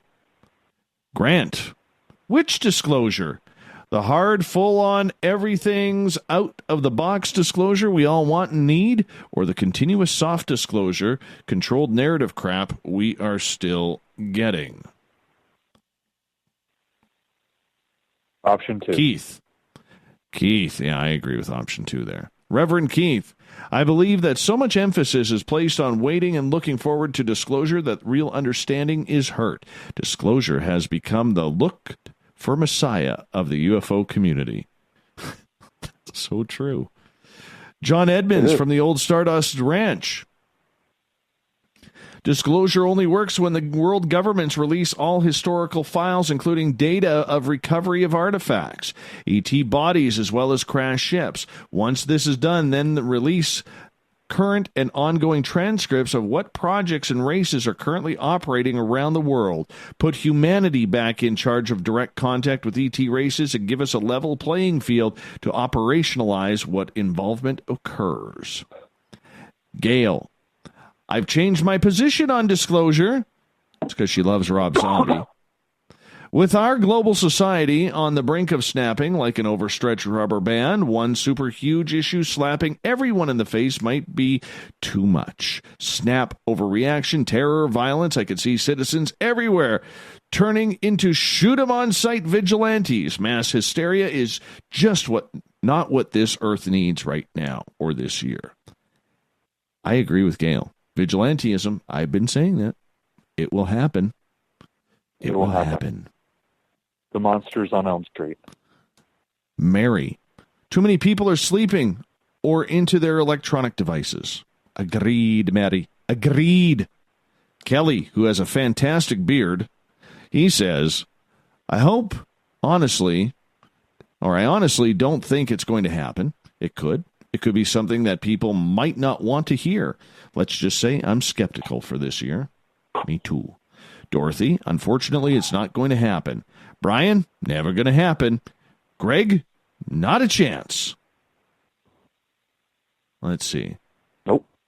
Gabe, disclosure already happened. The government admitted it was all real. Now, if you're waiting for the masses to realize this, you might die of old age. We'll choose one more here. Let's see. Let's go to Uncle Dale and his power stash. Trump started Space Force to provide security for Trump space towers, which SpaceX will build in orbit starting later this year, right after the start of the construction of the space wall, which will be a megastructure built around the sun just outside of Earth's orbit. The space towers will provide housing for illegal space aliens brought in to construct the space wall, and that will leak. Disclosure. That's a power stash remark right there. Complete power stash remark. It's going to happen. It's going to happen. Yes. Space and you wall. Forgot Bob Bigelow. You forgot Bob Bigelow and his inflatable space station. Exactly. Where can we find Paranoia Magazine, my friend? Paranoia Magazine on Facebook. Paranoia Mag on Twitter. Paranoia Mag with a Z on Instagram. Perfect. Don't forget you can find the SOR Newswire by going to our website, clicking on the News tab. Big thanks to Grant Cameron for coming on the show tonight. We'll get him on in the next couple of months, maybe when his book is edited and ready to print. Tomorrow night on the show, Nancy Rhines comes on in to talk near-death experiences, 9:06 Pacific, 12:06 a.m. Eastern at spacedoutradio.com. We got Mr. Ron Bumblefoot THAL rocking in the background with Little Brother is Watching. Bumblefoot is the official music of Spaced Out Radio, rocking us in and out of every single show.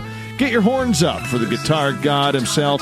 Special thanks to all of you listening in the chat rooms on Twitter at hashtag Spaced Out Radio, and all of you at work, at home, in your cars, wherever you may be. Thanks for sharing our show, making us bigger and better every single night. You make it a lot of fun, because together, my friends, we own the night. I will talk to you in 21 hours from now. Mr. Bumblefoot, we need a favor. We need you to take us home. Good night.